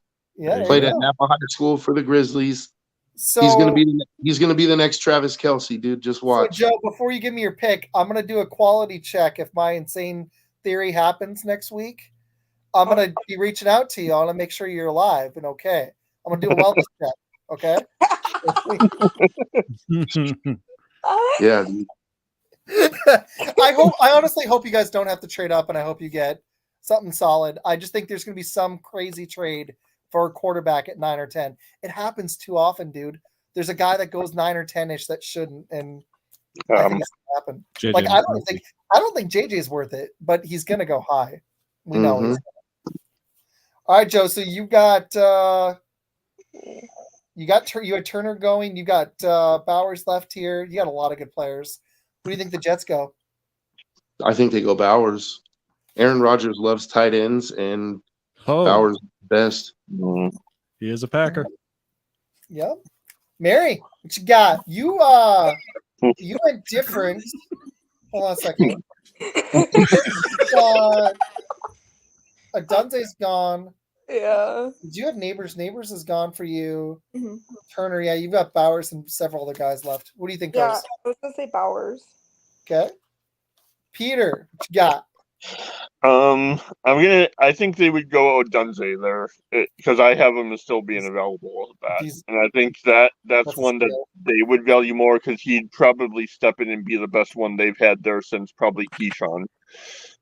And let's be honest, Mike Williams isn't like the signal of durability, kind of like Dublin. So you're one little hit away from Garrett Wilson's show again. Like so they need their consistent number one as opposed to the guy who would start the season as it. Garrett Wilson's pretty good in my opinion, dude. No, I love Garrett Wilson. I'm worried Mike Williams is going to get hurt, and then you're going to have while you have Breece Hall, he's electric at receiver. You've got Garrett Wilson, the shadow of Randall Cobb, Alan Lazard. Mike Williams is a good 2 when he's healthy, but that's a big if. So I like that pick. Med, what you got, man? I'm going with y'all and saying Brock Bowers because this is about as far down as I could see him falling. Like I said, I could see him going to the Chargers. You could see him going. Well, I wouldn't say the Giants because they got Waller if he stays healthy. But yeah, this is about as far as he will drop. And just a little shout out to Mike YouTube, who's a Jags fan, evidently. I would actually think that they could probably go receiver, and I think they're picking 17th, so maybe Xavier Leggett from South Carolina. I've heard his name pop up quite a bit down there. Ooh. Yeah, there's going to be somebody. Okay, so now I've got some other ideas, and Med, if you've got some stuff, but I wanted to talk to y'all about who do you guys think is the most likely name in the first round, not necessarily to fall out of the first round, but who do you think is most likely of either one of these guys we picked or somebody we didn't name to fall dramatically? Because it happens every year. So go around, Med, if you want to start, and then we'll hit some sleepers, and I've got some other ideas too. But what do you think, Med? Who do you think is going to fall? Oh, that group. The only person I could really say that it'll be a quarterback out of the two because there's such a high risk, high reward, and the two names that pop out to me, I think Caleb Williams and Daniels are pretty much set at 1 and 2, and then after that you got May and JJ McCarthy. Now a lot of people are all about JJ McCarthy because they think he's going to be the next Tom Brady because he went to the same school as him, and it is what it is. But I mean, to me, Drake May is the one person that I'm most nervous about as far as like what he did in and out for the whole season. I mean, there were some games where he was brilliant. You saw why he's considered a top 3 pick. And in most cases, if there wasn't a guy named Caleb Williams, he would be considered for the number 1 pick at this point. But at the same time, you look at some of his game film and it makes you nervous. All right. So I just think that if a quarterback was to fall, it'd probably be Drake May. First would be the only other person I could say that I could see going outside the top 10. You know, I'm going to go last, but I kind of agree. I think Drake May actually could slip. And I think he could slip to a team like if Drake May falls to 11, 12, or 13, and Minnesota doesn't have to trade up, they're going to trade up for JJ. But New England, wouldn't it be so stupid lucky if they flipped 3 and 11 and May somehow slid because all those teams, the Giants talk themselves out of a quarterback and he slides all the way to 11. There's a scenario in which that happens because Atlanta doesn't need a quarterback. Tennessee, I think they still want to see more from Levis. Atlanta doesn't need they just got Kirk Cousins. Y'all are going to get your quarterback at 1. The Jets have Aaron Rodgers. They're not going to take him off. So it's really the Giants or the Chargers shock us, but the Giants are the only team. Otherwise, if May falls past 6, he slides all the way to 11, I think. So I'm with you, dude. And another thing, I just checked this out because we were trying to discuss what the dude's name from Penn State was. Fasanu. NFL.com actually has him sliding all the way down to 21 with Miami.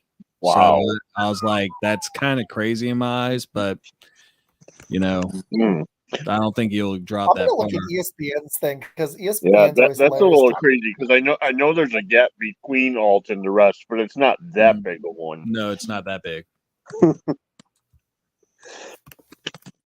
But although actually interesting because I'm actually did a mock too. Jaden Daniels fell to Minnesota at 11. I had that in In a this few, one. then several. I It don't was see so that dumb. either. I don't think it happens. I think that's I just don't see Washington doing this. Like passing I them think up. the guy They're who gonna, did that mock draft is a Vikings fan. it happened though. No, this is a sim. that I'm running. Joe, it happened like almost every third draft. I've done like 50. It's happened at least 10 to 15 times. It's been crazy. Yeah. Like it doesn't make any sense. It just doesn't. Mm-hmm. Hey, we do have a okay, comment Mary, from Chris what do B, you by think the way. falls? Did you hear Med? Yeah. Oh yeah, I'll hit it. Sorry, I meant to hit it earlier. No, you're fine. I love all this bear stuff, man. This is great. Yeah. Chris, thank you, dude. We appreciate it. I greatly appreciate it. Hopefully you're not 90. Hopefully they get one, a pity one. That'd be good. A pity. Also, Med. Mary. I sent Justin after Med now. Just be all feedback right. the fatigue stuff. So I I'm was, ready. so I was with Med. I think that May falls. Mary, who do you think falls in the top 10? I think May. All right. Joe, what do you think, man? So we're only talking about the top 10 that we just No, drafted. actually, like you who can has list- Oh, you could do any one. I thought it you was can top list other 10, players. but yeah. I think Latu might fall past 20. That's another crazy prediction I have. Yeah, He I have a couple, but I think there's a chance that Jaden Daniels could fall out of 2 because I read that he was saying that his interviews did not go well with the Commanders during the combine and that he didn't expect to be drafted by them. So if my board plays out the way that I had it, where the Patriots trade out of 3, then Jaden Daniels could fall out of 2. I'm not going to say he falls out of the top 10, but he could potentially fall out of 2 if the Commanders don't decide to take him. I could see a situation where they end up taking Drake May, maybe. And then also, I think Jerzan Newton, who, he was a couple months ago, he was projected to be the best defensive tackle in the draft, Johnny Newton, but he has that foot injury. I think he's going to slide towards the end of the first round. I think Byron Murphy will get picked before him. Yeah, I had him in a couple Packer drafts. I know about the foot injury, but I think there's a really solid chance he's there at 25 if we want him. I could easily see it. He slid like they're both of them actually were in like the teens. Now everything I've seen, they keep dropping into the 20s. I totally could see that too, dude. I really could. Okay, quick question for y'all. I think we all have a similar answer. Who do you guys think rises the most? I mean, is it McCarthy? Who do you think flies up forward? It doesn't have to be in the top 10. It could be somebody like Xavier Worthy flying up boards from he was to be a day 2 pick. Now he might be a round 1 pick. Who do you think rises in the draft and surprises us? Joe, you want to start? Well, I think J.J. McCarthy is the obvious answer because I don't think any one of us here thinks that he's really worthy of a number 3 pick, but I think we all kind of could see it happening, where the Vikings go up and get him. But also, I think Peyton Wilson is going to be a huge riser. His RAS score is ridiculous, and he ran like a 4.45 as a middle linebacker. That's just preposterously fast, dude. So I think Peyton Wilson. I think Peyton Wilson. He was projected to be like in the 50s, but I think he could actually end up somewhere at the end of the first round or early second round, like 35, 30, 33. Yeah, I was hoping that if it becomes between him and Cooper, I'm not going to be upset at 41. If they're both even there, I'm worried they're both going to be gone by 41. I think Edgerrin Cooper is going to slide into the late first, and I think there's a chance Peyton Wilson does too. Even though I've gotten him at 58 recently in mocks, those are mock drafts. I don't think it's happening. Linebackers are going to go, and I think a running back is going to shock. In one of my mocks, I took the Cowboys taking a running back at 24. I don't think they actually do it, but I think one running back is going to shock us and go in the top 32. I don't know which team is going to do it, but it's just going to happen. Somebody's going to take Benson or Brooks. I think they're actually. I think the Cowboys could take Brooks at 24 because I think the Cowboys' next pick is 87, and like I don't think they have a second round pick. So they either get their running back now. They got 2 seconds. They don't have a fourth. Is what they have a second. They don't have a fourth. Okay, I'm wrong. I'll tell you their picks. I've done their mock a few times. They've got a. Mary's right. They've got a second. They don't have a fourth. They've got pick 24 and 56. The problem for them, like you just said, Joe, is that running back they want isn't going to be there, and that is their biggest hole on offense right now outside of the line. So they've got pick 24, 56, 87, and then they don't pick until 174. So they've got 3 in the top 90, and then they wait like 90 more picks almost. I could see them taking a running back. I actually think there's a chance they do too. All right, let's go in like a weird order here. Med, I'll go. I've talked a lot. Med, who do you think rises, or what do you think? Some crazy theory you've got going in the first round? First round. Sure, or honestly, if you got a later round prediction like Oladapo, I've been watching him fly up boards. Something estimate, whatever you got. Well, I was going to say Oladapo is definitely Katan Oladapo from the Oregon State Beavers. He's been going up pretty quickly. One name that is actually popping up pretty fast right now is Tez Walker from UNC. He was basically like a number one receiver and Drake May's favorite target, and he was just a deep threat. And you look at what he was able to do in his short time. Now he had a lot of off the field issues with trying to stay on the field. He had a service suspension, and then there were some other things too. But I think he's someone that if whatever team he gets on, so I guess it's kind of a sleeper pick for me too. But whatever team he gets on, they're going to get someone that's a gamer. So I like it, dude. I've heard a lot about him and heard a lot of good things. You've been on him, so I like it. And also, everybody, thank you for listening. Please leave some comments. We got a little bit more here, but throw some stuff. Who do you think is going to rise up boards or fall? Some crazy theory, like my 6 quarterbacks. Peter, I'm going to come to you in a second. Mary. Yep. Yes. What do you think of Peyton Wilson or somebody else? What you got? Elijah Jones is going to the Packers in second round. I'm sorry. He played with Jeff Hafley. Elijah Jones is a cornerback. He played with Jeff Hafley in Boston College. Yes. I hope that happens. Jeff Hafley. Yeah. No. Jeff Mary, Hafley. no. Mary, no. Why would you push that on us? I had to Google this guy. I don't know who you're talking about. It took me a second. I was like, you're talking about the Boston College corner? Oh my gosh, no. Like, for real, dude, no. In the second round, Hey, Isaac, Braylon Allen in the second round. Don't do Hey, that.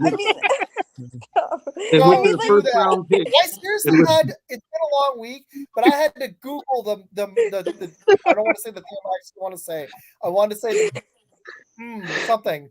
I'm going to say it on there in a second. No, don't do that. Like Joe, you'll have to do a wellness check on me if we take Elijah Jones at 41 or 58. I'm telling you, I haven't even heard of this guy. Like, I mean, what round is he projected in? Wait. I mentioned it so many times now. What do the Packers pick 26? What? Do the Packers have the 26th pick? 25th. Yes. 25th. And Yeah. we all know With that's the when they're 25th taking Max Melton anyway. So it's interesting that she has them doubling up at corner in their first two picks. With the 25th pick, the Green Bay Packers select Audric Estime, running back, Notre Dame. Oh my gosh. Dude, and I know Matt's on this guy, but dude, I do not want a 4-7 running back in the first 3 rounds. I don't want it. No, don't do this stuff. Take Max Melton in the second where he belongs. That's fine. Max Melton at 41. I'm all for I it. actually see you guys getting Kool-Aid. And the only reason I don't see you getting Cooper DeJean is because I think the Eagles are going to jump. I think the Eagles are going to take him at 22. But I think you guys are going to get Kool-Aid if I'm honest. I think that the Packers, I think that DeJean is going to go to the Eagles or Jackson Powers Johnson to replace Kelsey, or they're going to go Cooper DeJean. And I think we're going to take Kool-Aid at 25, and I'm going to be living it up because I see shades of Charles Woodson guy. The guy's faster than he plays. Yep. He can tackle. He would step in and be our number one corner right next to Alexander. If Alexander slides down, then he would be our number one corner. And it's exactly what we need on defense. We can land a safety later on. That's what we need. We need a linebacker as well, but not at 25. So, all right, Mary Jones. He's not gonna let me have that. I'm gonna lose. No. Good. Now I know what to root for on Mary. What? Can somebody actually get what is Elijah Jones's draft prediction? Somebody in the comments or on the show.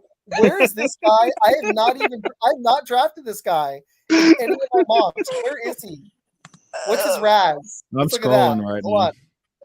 He's got a 6.23 on NFL.com. He's 6'1 and a half. I like that. 185 pounds. I swear, if Halfley, he ran a 4.4. He's a twig. He's 185 pounds and almost. Okay, but his comparison on the Packers is Carrington Valentine now. And Draft Utopia said this is going to be a great pick for us. So, in the second round? What round did they say? Seventh. In the seventh round? Like later, yeah.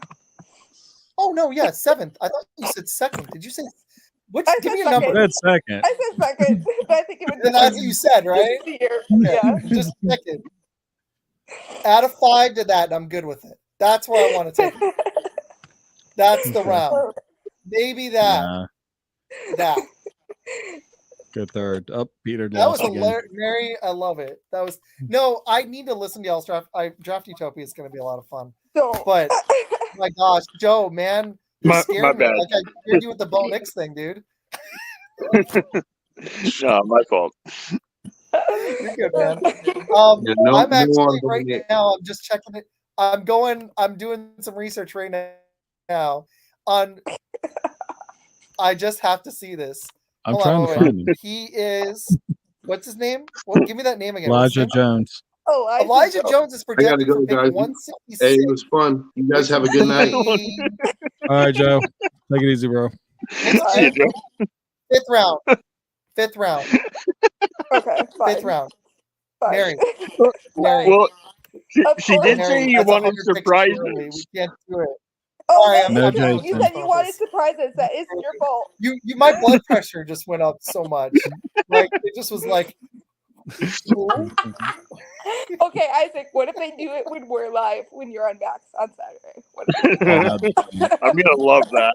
Dude, I swear to God, if we actually take Elijah Jones, you guys are gonna have to. I'm not gonna be with Bill on that Saturday, and you're gonna have to do a wellness check. Somebody's gonna have to fly to Texas and make them alive because I'm not gonna want to show my face. I swear.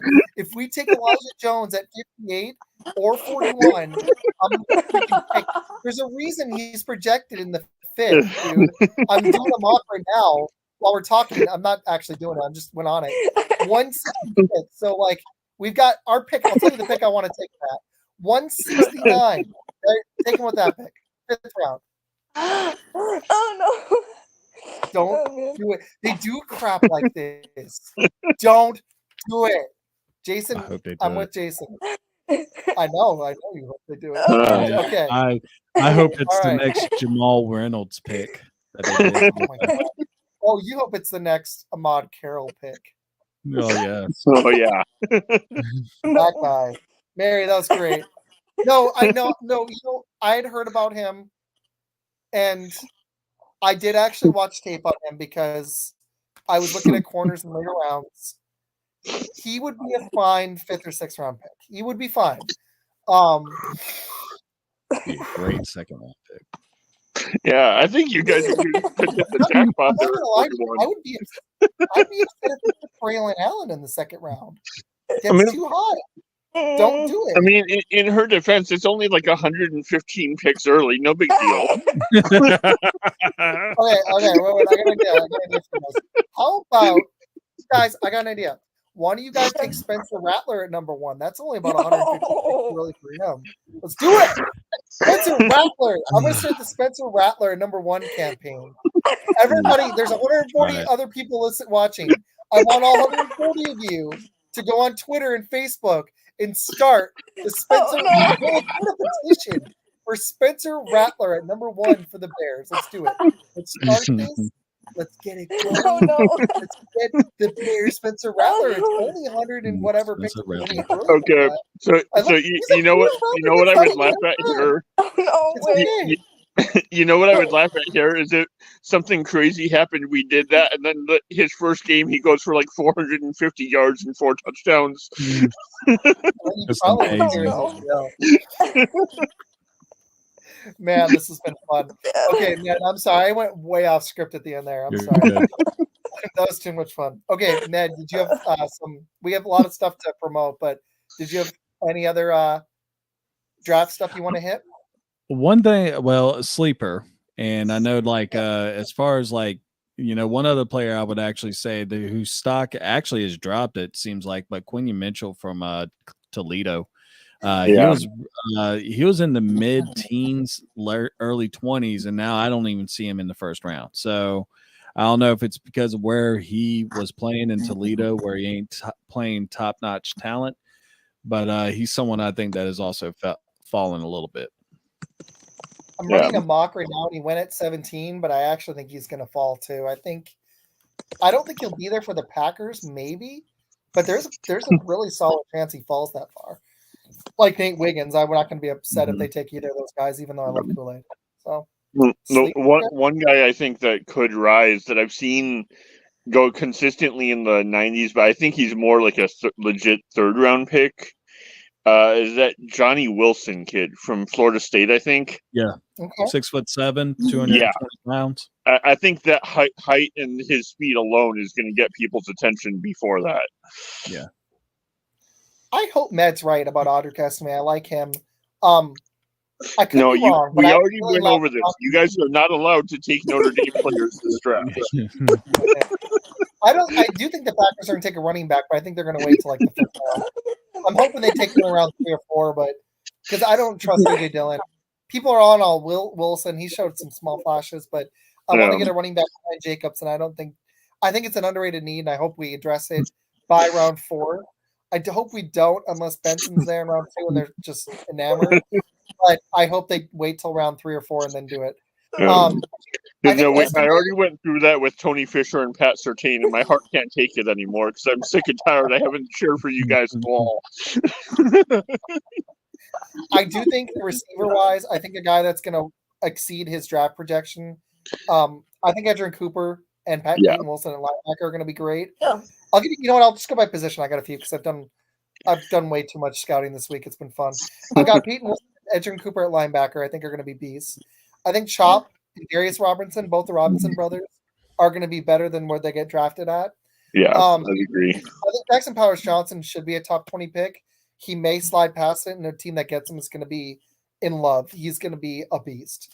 Walt Frazier, I think at center, not just saying it for Mary. I think he's going to be awesome. I really think Ladd McConkey is worth the 1st round pick. I don't think he's going to get it. I think the dude, I see a damn good receiver. I think Ned, no, not a Ladd McConkey.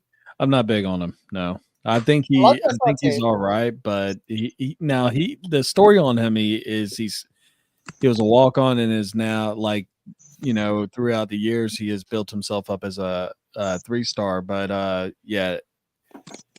think it's one of those deals where you can say that, you know, it's a great story. It's kind of like Schrader with Mizzou. who used to play Division II football, and then went to Mizzou and just tore it up the last couple of years. So Yeah, I mean, but Ladd, I want to see him do good. I mean, as a former player, I like seeing other players do good. I wish him the best, but I've seen him going to like Carolina in the second round. So, I think that's exactly where he's gonna go. I just think, yeah, I'm curious if he'll end up being what I think he has maybe the potential to be.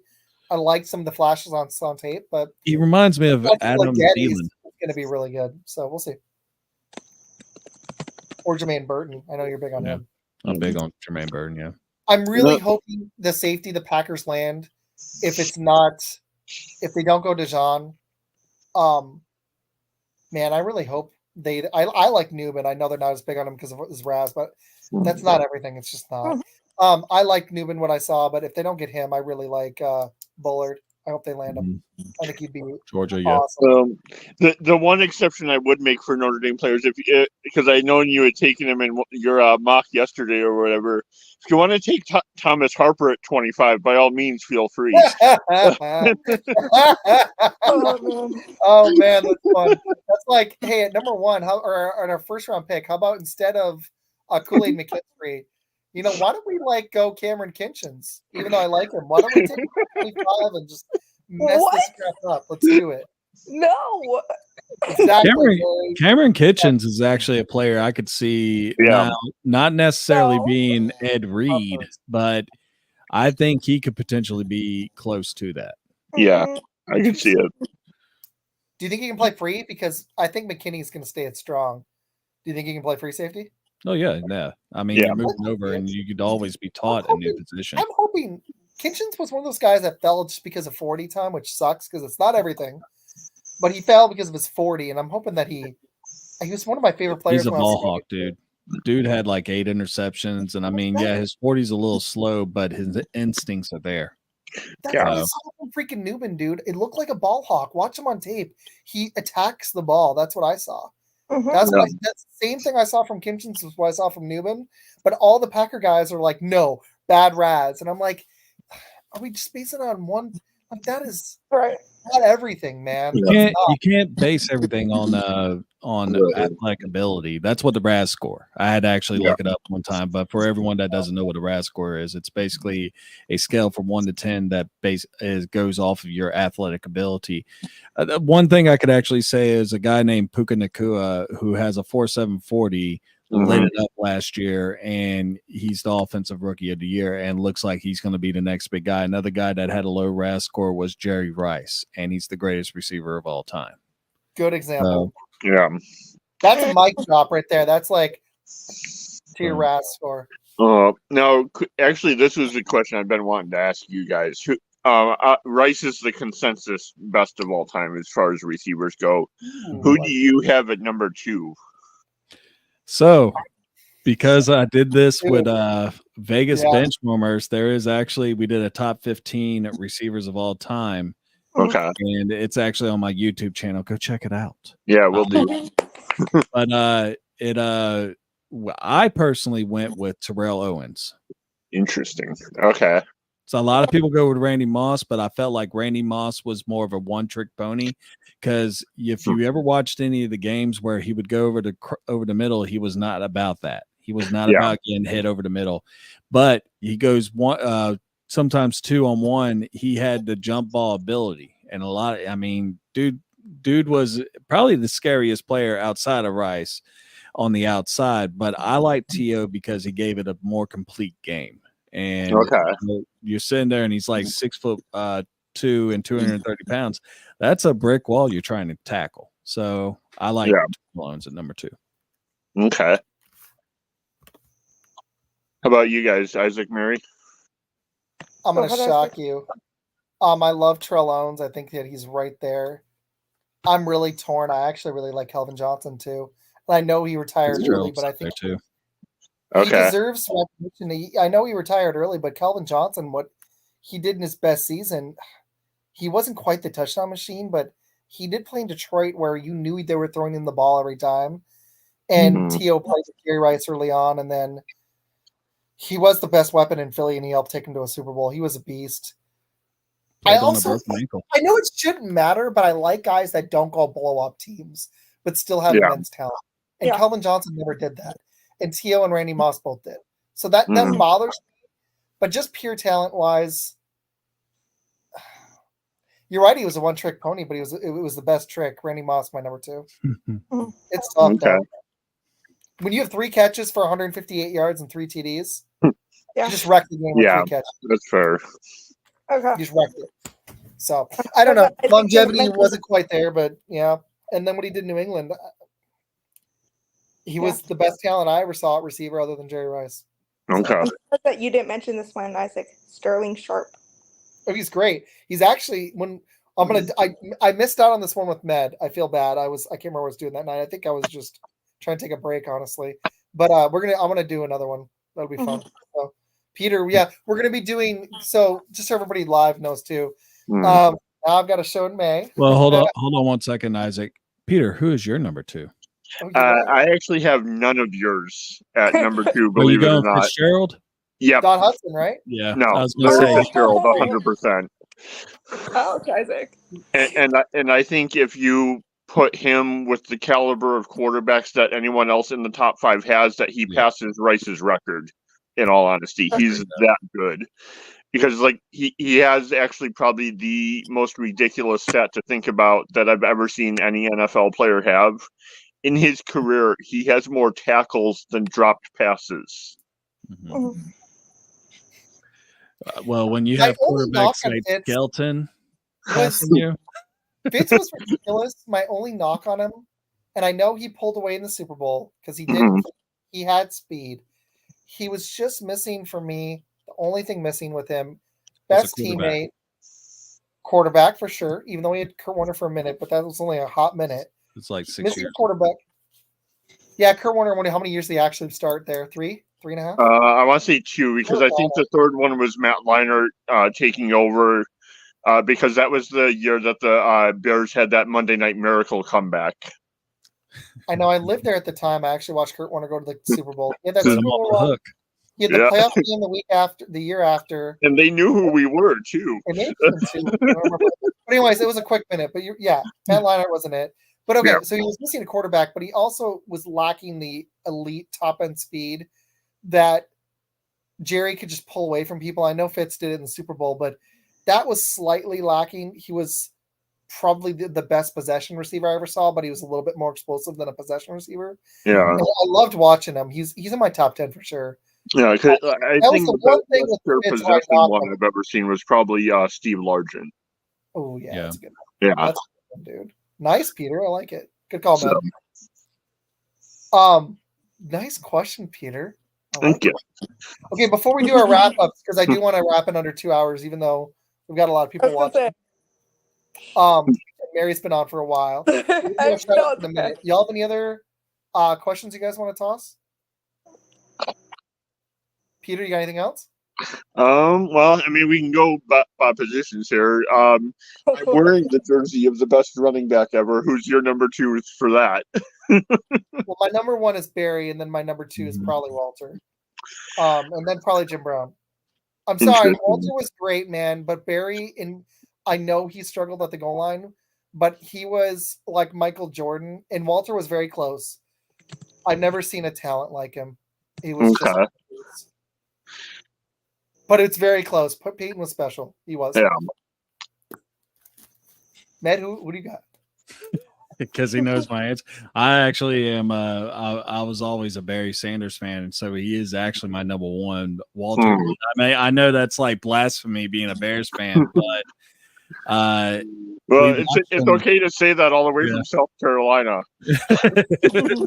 Oh, I know. One quarterback with Barry, and then having Calvin Johnson, like as good as Stafford was. Right. He made an average offensive line look great. And if he had an offensive line that's, like my number 4 running back, which is Emmitt Smith, if he had an offensive line like that, then you could look at Barry Sanders and say that dude would have ran for over 20,000 yards in his career. Yeah, that's fair. But no, Walter Payton to me was number 2, followed by Jim Brown. And I mean, I'm going to be doing running back. top 15 running backs recording, and I'm getting people together for all this stuff. Nice. So Okay. So we're gonna do in our hiatus. We're gonna do top quarterback, running back, receiver, a lot of the positions. I want to do. Maybe we'll just do pass rusher and then corner. But I'm also gonna do after the draft, Peter. If you want to join, recorded. We're trying to record enough stuff through May to cover us for June, July, and part of August. I'll be joining Mary for a show in July. We'll talk about in a minute. But I'm also gonna do after the draft. I want to take all 8 divisions, like a quick 20-30 minutes max, and I want to rank the 4 teams after the draft. Yeah, I would love to. That would be awesome. Yeah, we're gonna do them all pre-recorded. I want enough stuff to have 2 things on YouTube every week. So, yeah. So, all right. My answer to that one, just to get it quick, is actually one that I'm accustomed to getting laughed at for. So, if you guys want to as well, feel free. It's nothing new. I actually have Smith and Sanders at 4 and 3 all time, respectively. Number 2, I think there's someone that passed it that I think constantly gets slept on for how good he actually was, and just gets knocked because his teams never really got anywhere. Dickerson? Tomlinson. I knew. No, actually, I like that. You were gonna say Tomlinson, dude. That guy was like Walter Payton. He could just wreck you. Oh, he was special. If his prime trivia question within that. So, trivia question within that, then. Do you know what they are the only 2 non-quarterback players to do in a game in NFL history? Receiving, passing, rushing, TD. Very good. Good job, Isaac. I'm so sorry. Ned knows a lot of his stuff. I try to know. And plus, Tomlinson was one of my favorite players that wasn't a Packer ever. The way he ran that gallop was Walter Payton-esque. Yep. Did you make it, Ned? No, it rimmed out. Oh, no. Kobe. Darn. But yeah, man, he was awesome. Okay, Mary was waiting. I'm sorry. Mary. Okay, my top running backs are Amon Green. Oh, I like it. Dorsey Levens. Amon Green was, and Dorsey Levens. Are you talking about top Packers running backs or top running backs of all time? I just said Packers. This is Packers, but Oy. They had some running backs in the 60s. They had 2 that carried Golden Boy Paul Hardwood. Yeah, Jim Taylor. Dude, Aaron Jones was a special talent for a minute. Edgar Bennett. Edgar Bennett had a minute. Edgar Bennett. Yeah. Alan Poe Bennett. I mean, he was better with us, but hey, details. Oh, I love when our players go to other teams in the division and they have like maybe one season and then like Brett Favre and then and they're terrible. That's my favorite. Brett Favre had that 1 second. When Andreas Amos went to the Packers, I was so pissed. I was like, good God, that's one of our better defensive players. And he just, for the next 3 or 4 years that he was with y'all, it was horrible. Yeah. There he is again. Yeah, but there he is. It worked out for y'all. Yeah. No, I think a lot of what made that one horrible too wasn't just that he was playing well; it's that Eddie Jackson without him started sucking for like 4 seasons. I think that's where it was more evident than anything else. Yep. Okay, I've got a quick question for y'all, and then if anybody has one more, and then I want to wrap in a few minutes, just because I've got to get ready for some stuff tomorrow, unfortunately, and we got a big thing on Sunday that we'll talk about in a second. But all right, here's my question. All right, you think the Bears actually make the playoffs this year? No, I don't either. Yeah. I got to see. Well, to continue being the outsider here, then I'm going to say yes. Do you think Minnesota makes the playoffs this year? No. I think we have a better chance of making the playoffs than the Minnesota Vikings. Yeah. Okay, wait. Better question. Who do you think wins the division, Green Bay or Detroit? I'm really torn, honestly. I know. Me too. Jared Goff, is he going to repeat? Is Dan Campbell going to be able to not? Can he control himself for 5 seconds? I've already said this on your show, and when it was basically me against like Packer Nation, but hey man, you gotta come on for actual Packer Nation coming on soon. At least you won't have to worry about that anymore now. Yeah. Whoa. I know I'm gonna have Peter on my side. No. I actually said that the Packers, I think, will probably be the one that wins the NFC North this year. Now, the following year, I think that's when it starts getting really interesting. I think you're going to have a three-way battle, and I think you're going to have a return to the black and blue division. It depends on what Detroit does at quarterback. If Goff is that franchise, if not, that's a big. While I like the rest of the Lions roster and they're building it up, and I like what Campbell's doing, I'm a little worried. There's one potential for the Lions, and this isn't just a dream scenario for the Packers. I'd actually rather Lions be good, but I'm a little worried Dan Campbell might have that Jim Harbaugh effect that he had with the 49ers, where they rise really quick and then they kind of crater off, and they don't really have. I don't know if Goff is it at quarterback, so. I think this is Detroit's best shot before they have to pay off, or I think they're going to have a decline. And then if y'all figure this out, it might actually come down to Green Bay and Chicago in a year or two. Good. I don't know. And that's what I think. Oh, no, I think like the one difference with the 49ers situation is they also, and this isn't to say like where I stand politically or anything or whether I agreed with whatever or not. They also, that's when the drama with Kaepernick started too, is the moment he got benched. That's so true. But they also were starting, like Harbaugh rose them up. If you look at their record and just how they did, they got there. They almost won the Super Bowl. They were super close. They had another quick second, and then they tailed off and were 8-8, and then he did. And you could watch. It was just, you knew it wasn't. There just wasn't something sustainable about it. Well, now that didn't happen at Michigan. It was a different story. But I watched with the 49ers, and Campbell's similar, where he's tough as nails. He's all about discipline, and they also, I'm just not sure about Goff, and they need a second receiver as well. Their lines are starting to build up, but that defense, I don't know. We'll see. I like some of the stuff they're building, but it's going to come down to Goff, I think.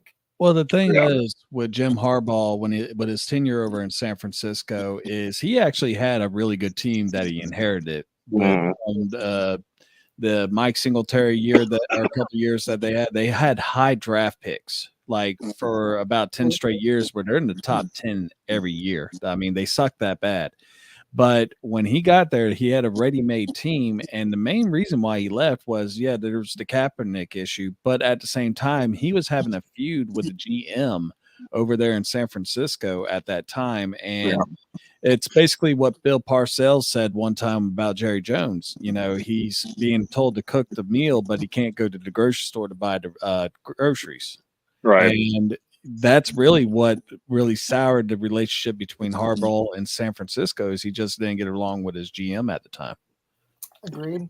Yeah, whereas I think Campbell does to some extent, because they came in at the same time and they're trying to build it together, as opposed to one already having been established when there was a coaching change, etc. That's a good comparison. I just was thinking, like, this is such a quick rise for them. Are they?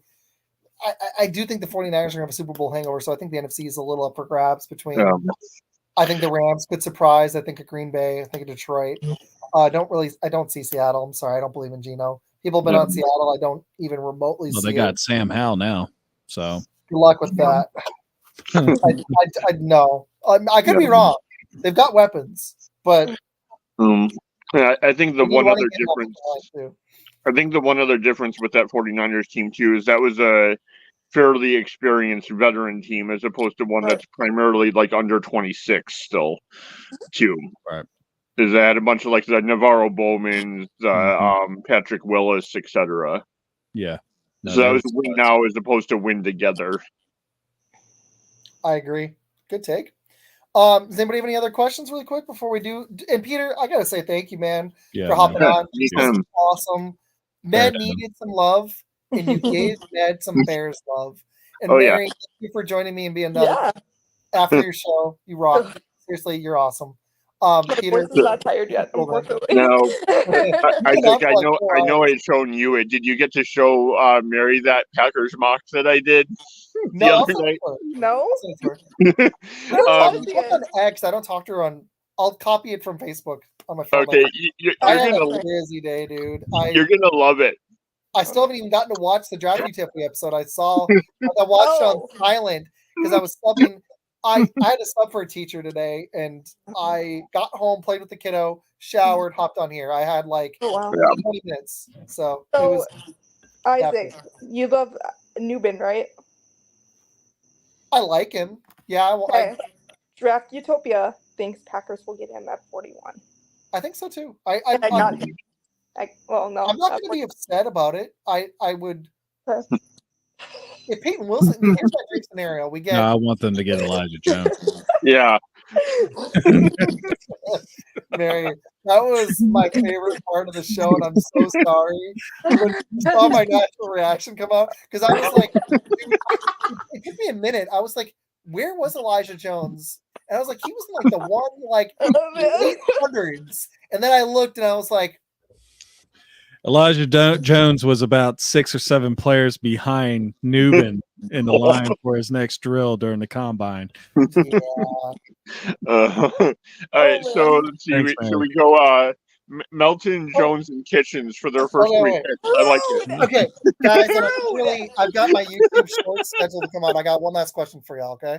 And then we'll do our final takes. This was an hour longer than I wanted, but I had a blast. Okay, this is a really bold question. I posted it on Twitter. Med knows, Mary knows. Yep. We'll do the 2 rounds really quick, and then we're going to do our plugs because we've got a bunch. And I'll let Mary just do all her plugs first. But no, you're done? Okay. Who's your favorite? Guys, who's your favorite coach, any sport, all time?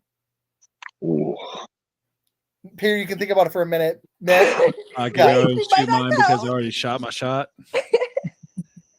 Yeah. Just by saying that, you kind of have an idea. I went with Phil Jackson, just simply because 11 titles. He was able to juggle egos. I mean, you're talking people like Jordan and Rodman and Kobe and Shaq. I mean, the dude was just amazing. He's known as the Zen Master. So, I mean, to me, Phil Jackson was that dude as far as like the greatest coach of all time. I just wish I could have seen him. I wish I could have seen Lombardi when Bart Starr says to him, "Why don't I just run?" He's like, "Then do it and let's get the hell out of here." Right. I just like, and I've seen the bits on tape. Yeah. Phil Jackson's a really close second. Yeah.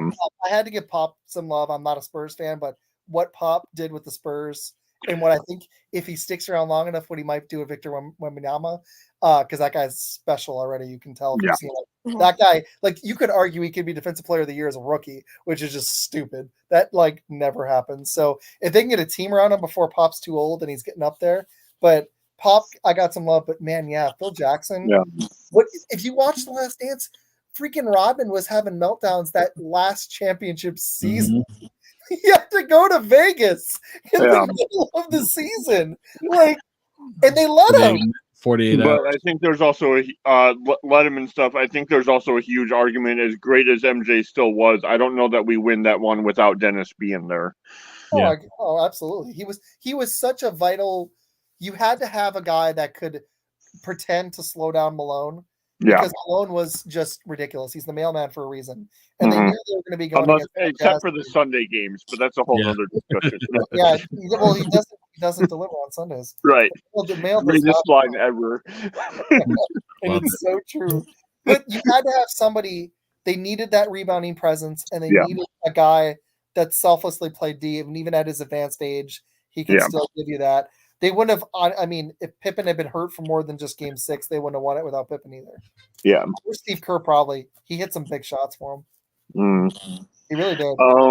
So best coach I've seen just from having grown up here in Chicago. It's hard not to say Phil, just because I was seeing it firsthand. Now, if the question was favorite, I would actually have to. No. I did initially. We can do favorite. That's exactly what I did. Who's your favorite? That's what I'm posting on YouTube in a minute. I'm gonna go Doug Peterson. Honestly. Okay. Interesting. So, can you defend that take a little bit? One of the few ones that I've seen win and yet be like really classy and humble about it, and that just hit different in an era where not a lot of people are like that. Okay. It's fair. I like it. Mary, my answers not count? The ones I DM'd you earlier, did they not count? Are you serious? Wait, does that count? Okay, you know what? I've had a long day, and I think I remember. But what you had a lot of answers. What were your? I did. Okay. So I asked you if podcast coaches count. Oh wait. Oh yeah, man, Okay, we're the so that podcast counts? coaches other than Tom Grossi. Hey, stop saying mine. Oh man. I love it. What's up? Okay, so I said Tom Grossi first for podcast coaches, and then Med. This is a debate between you and Isaac. Isaac told me you're last in the coaching lineup. I'm last in the coaching lineup. Yes. Oh, First off, I have to say Isaac is smoking something. We need to go do a wellness check on it. No, I'm playing. Oh, too much fun. Love it. Wait, what did you say? I said Med was last. Yes. What do you mean? What did I say? For the podcast coaches, you said you were first. It was Tom, you, and then Med. I'm an actual. Oh, I didn't mean it specific. Like I didn't rank 1, 2, and 3. I just wrote names and seconds to watch my daughter on the trampoline. That was like Isaac, me and you're gonna have a talk later. Man, I did not rank them. I didn't go 1, 2, 3. I just wrote names quick. That's the order. That's the order. Well, just the same way as I did on here, man. If you need someone else to come back me up with it, let me know. No problem. I got it now. I see where the knife is now. Remember, I can get down on Amtrak and anything. Downtown Chicago is only a half hour away. There you go. So, Peter, I got a cool idea. I think we should do the same panel. If we could get Joe on too, that'd be cool. I don't really want to do more than 5 too often. Yeah. I think it goes on 4 or 5 max. But I want to do the same panel this season when the Packers and Bears play. I think I'd love it. Yeah. See if we can get. I wish Ned lived close enough because I'd be going to his house to do some shows with him in person. So he's got Ditka. Okay, who's your okay? So now who's my coach is Lombardi. I'm sorry, just it's really close. I said it. Who's your favorite player? Any sport, male or female, individual or team? Who's your favorite player? It was a fun question. It's really. I mean, it's MJ, dude. Like it has to be. He is the best player at any sport I've ever seen. The only arguments I can see that are adept at this point, maybe Tom Brady, but I know he won 7, and that's amazing, and that's way impressive. But it's a vital position. Mm-hmm. But what MJ could do physically and athletically, Tom Brady couldn't do in his sleep. He can sling a football, but I know he went into his 40s. That's amazing. But the only other ones I think that are adept, not just stealing from Last Dance, but Muhammad Ali and that's again though, because I'm picking on you having said favorite versus best. I mean, who else is like? Yeah, you're right. Favorite, but he was the favorite and the best, in my opinion. So, who was your pick, Tom? Tom Grossi. Stop. That's like funny. God. I think he said Tom Brady. Okay. Kobe Breen by. I'm literally looking at Twitter comments right now, and you know what I'm going to do? Right after you guys give your answers, I'm going to give some really fun ones. I've done this on previous shows. I like to ask really broad questions and then throw them in the show. I think it's a fun way to just add. I'll throw some comments in. Peter, what you got? All right. So prefacing this, I'm gonna fully admit recency bias, and again, bringing like the off the field character level into it and such. Ben Zobrist, because 2016 doesn't happen without him, and that's the single greatest sports moment of my life that I remember. So the curse. Yep. I like it. Okay.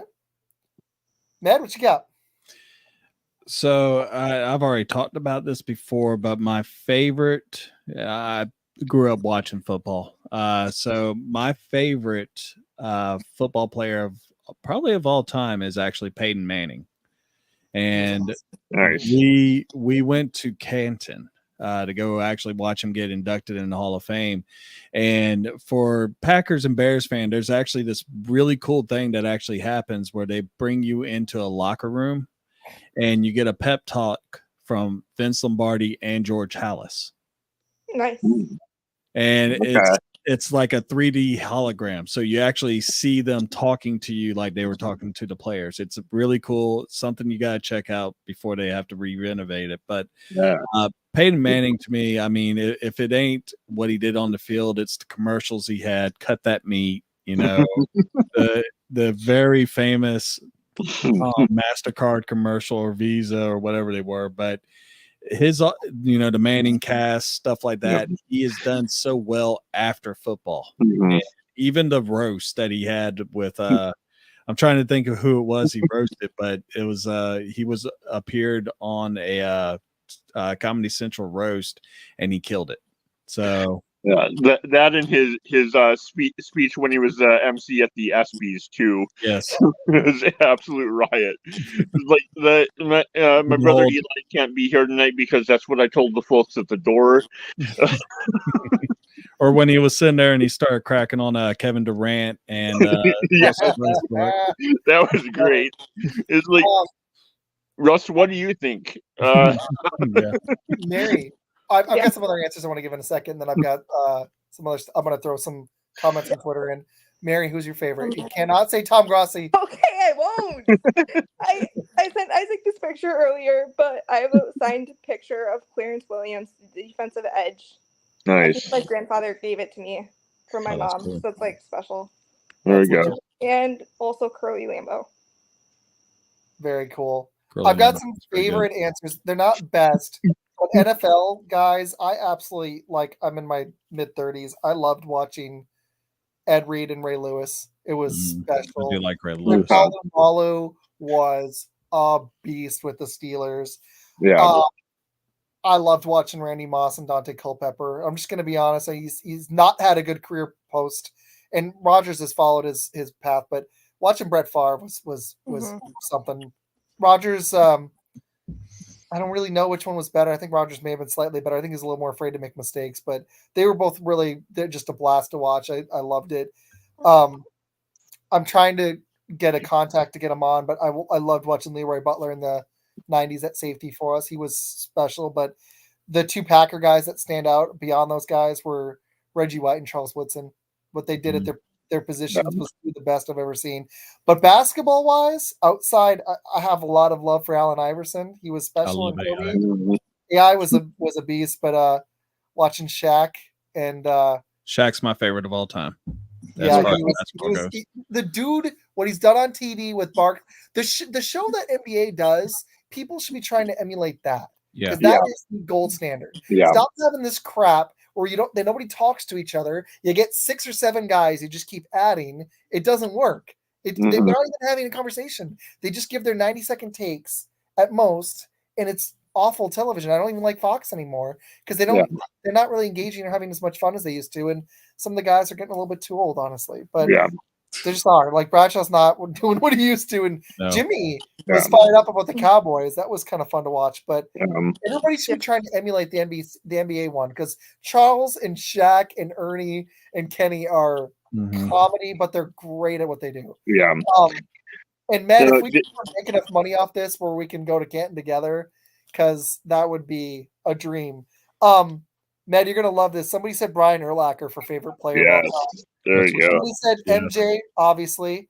Somebody said number 89 for the Rams. Who is that? It's an old picture. Show me the old picture. Video. Oh, it's a video. Let's go for that is Deacon? I'm thinking of Henry Ellard is the first person I think of. Yeah, that's a little bit right. 89 for the Bears. That's Mike Ditka. Was that Mike Ditka? Yeah. Yep. Yep, it is Mike Ditka. There you go. Eric Orkelson. That's an answer I didn't expect. AI got some love. Okay, you're gonna. J.J. Watt is actually one of my favorites too. Yeah. Oh, great dude. Yeah. Miroslav Satan, hockey player. MJ got another Okay. love. Ken Griffey Jr. got some love. Oh, There I you got go. it. I'm sorry, 90s players. Deion Sanders, man, was a freaking beast. Yeah. Him and Jerry and Barry Sanders, Emmett Smith in the 90s. I hated Troy Aikman, but they were fun to watch. Somebody said so Isaiah what- Thomas with the thing from The Last Dance. I met the criteria. That was excellent. Henry Aaron, Reggie White with the trophy. Oh, Pretty cool.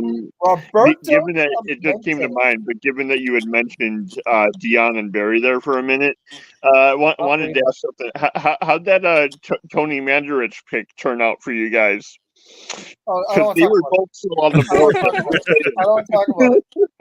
Troy Polamalu and Walter Payton, Bo Jackson, Cindy Koufax. Dude, that was a terrible pick. We were going to talk about worst and best picks ever. That was awful. Well, it's not like both Barry and Dion still being on the board at that point just amplifies how bad that was. Jason's having fun with the comments. Guys, I like it. Okay.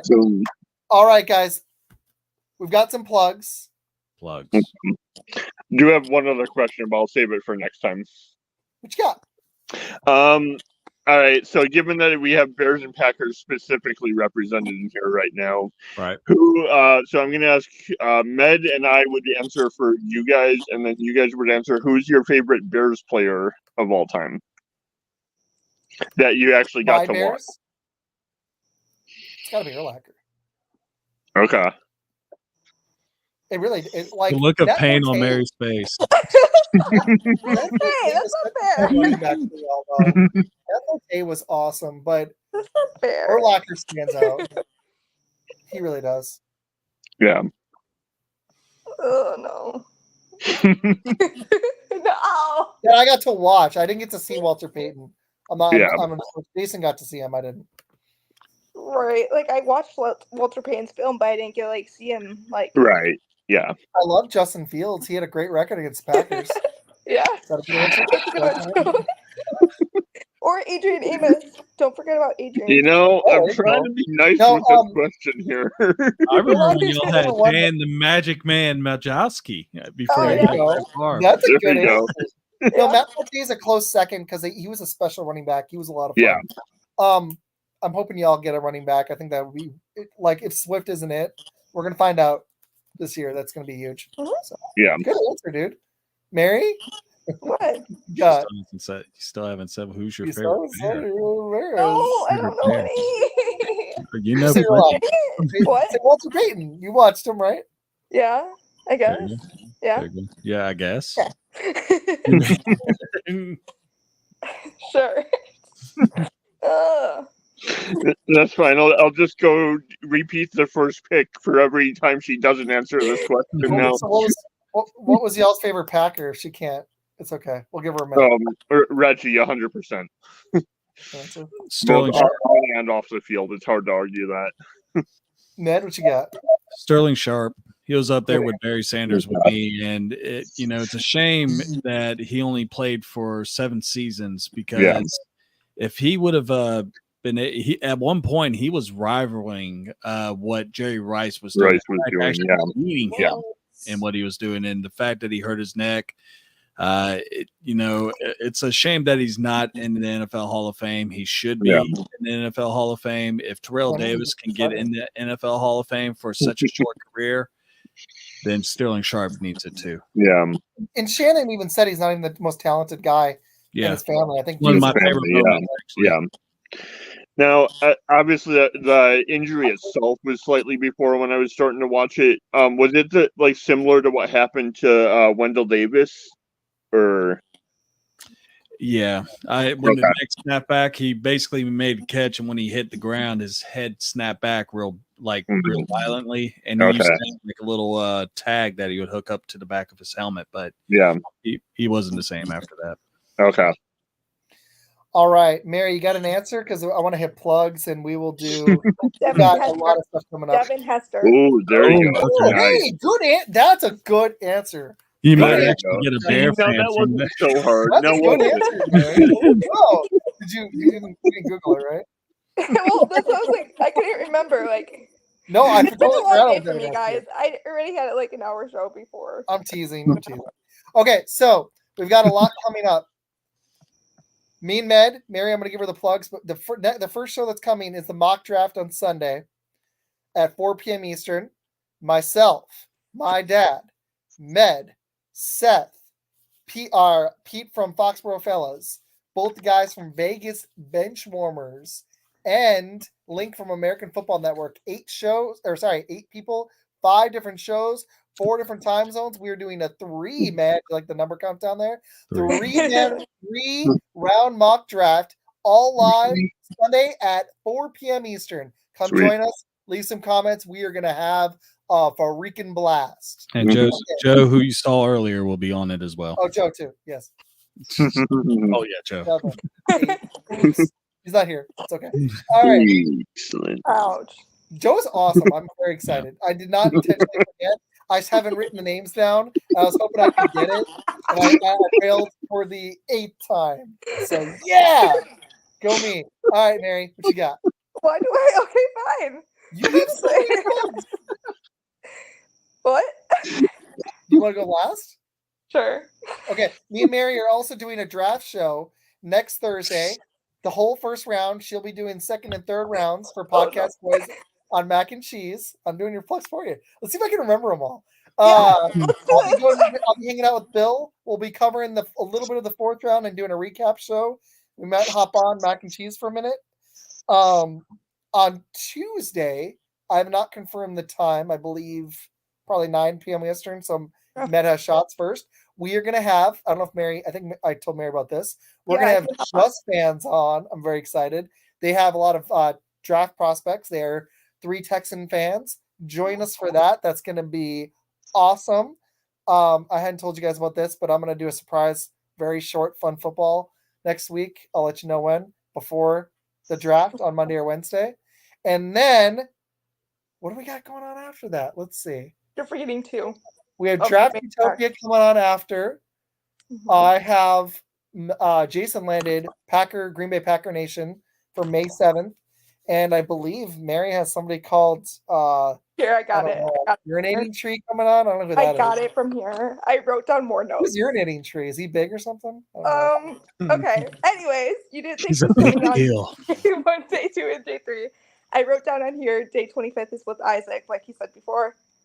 Day 26 is second and third round draft. That's gonna kill me like today did. Day 3, 4 rounds. Especially when you hit. Especially when you hit all 3 picks that you have. You don't have to commit to this, Mary. You could just sleep a little. It's fine. Okay. No, I will. I'm gonna take breaks. I already decided. Good. Oh. Then Saturday. He's going to only be going nuts when Elijah Jones gets picked. I literally wrote down the 27th is with Justin, who Med hates at this point because he always trolls him. Oh, good. And I said, where we pick Elijah Jones, I'll call Isaac unless he's on. If the Packers pick Elijah Jones before the 5th round, you know what? Before the 4th round, I'll give you 4. If they pick him in rounds 1, 2, or 3, I'm not going to answer my phone. I'm just telling you.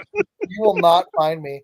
I'm dead freaking serious. It better not happen. I put too much energy into this draft.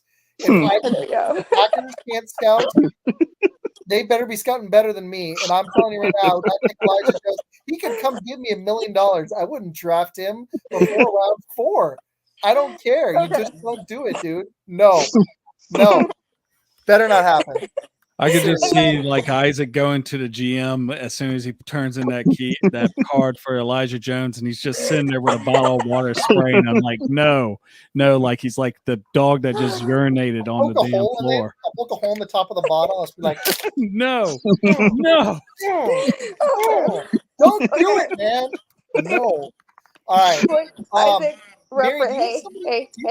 Come on in July as well. I'm doing both of them right now. If you would let me finish. Okay. He does this to me all the time. It's okay. Like Isaac, what did you? Come on, Mary. Okay, fine. So, like Isaac alluded to on the May 8th, I think Who you got coming up? No. So, like Isaac alluded to on May 8th, we're having Unity Tree on. I'm pretty sure Isaac. Isaac is pretty much confirmed with that one, I think. Oh man. Wait, you have Urinary Tree coming on May 8th? Dude, if I actually have Packer Nation coming on May 7th and May 8th, it's going to be I already hard told to you take a break today. after. Watch, we'll probably And get Ike Packers or somebody for May 9th now. Watch. That'd be stupid. 2 days of like greens in a row. And then June, Mac and Cheese is going to be taking off. We're going to have Med eventually on that show. And Isaac, of course. That's the big announcement. I see how it is. Not Tom Grousey, but Eliminate you're getting me. He was like, okay, thanks for Peter, the invite. Peter, you can won't definitely hop come on on. your show. Mary's like, y'all are messing with me way too much. Peter, you can definitely come on the episode with Med is what No, I you're meant. not invited, Peter. You already know you're not. Yeah. Wait, That's what I get for making sure they get her like favorite player in the draft in the Peter. first round. You did say you would draft Max Mountain in the first round, though. So, I was trying to help you. Bro, Yeah, I'd be I know how way much more okay you with like Max him. Mountain than I Jones. do not want him. Telling No, you I do not want him in first round. No. Oh, man. I can't And believe Oh, wow. also, She's really going to love that mock draft I did for you guys now. Oh, man. Chaos. Okay. oh no. All And then, right. as Isaac alluded to, Tom Grousey Fan of the Year is coming on in July. Oh, absolutely. That's gonna be I'm the gonna legit. be popping into that one. Jason actually, no. if this happens, I'm gonna be like ecstatic. But Wait, Jason if it happens, wait, what? No. Jason reached out to Packers CEO Mark Murphy. If he gets a response, that would be legit. Okay. I You know did what's slide. ironic about that? I didn't pay to get verified yet, but I did slide some comments at Carl Brooks. I started talking to a writer who had him on his show. He's a writer for Packer Talk Net, and he had Leroy Butler on recently. So I'm gonna work on it. But yeah, you know what's ironic about Mark Murphy? Tom interviewed him like 4 times. Oh, I thought you was going to be that he had the same initials as your favorite player. That's no. No. All right. So, Ned, what do you got coming up on shots, dude? Yeah. So this Tuesday, I'm actually really excited about this because I haven't done this before, but I actually got a fella that ran in the Boston Marathon coming on my show this coming Tuesday. Cool. He's actually somewhat related to me. He's married to one of my cousins, but Stephen Noble will be joining us. He ran a 6:14 mile for 26.2 miles. Wow. So he finished the Boston Marathon.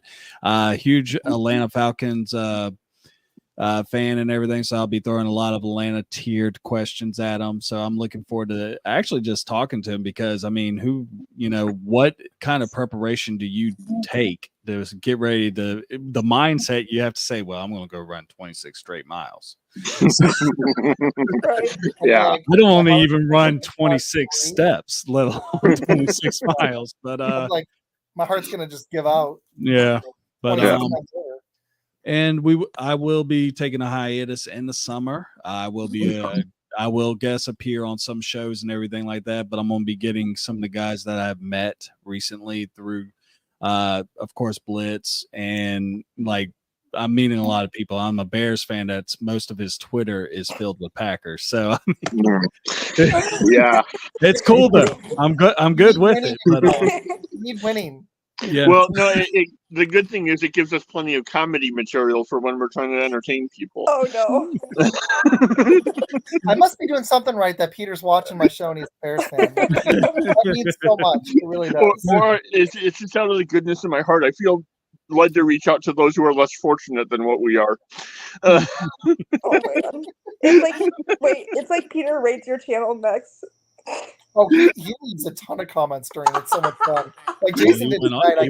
No, I meant like in the YouTube comments. Oh like, yeah, you guys, you and Ned with the raids now. It's going to become a thing. I would never do such a thing.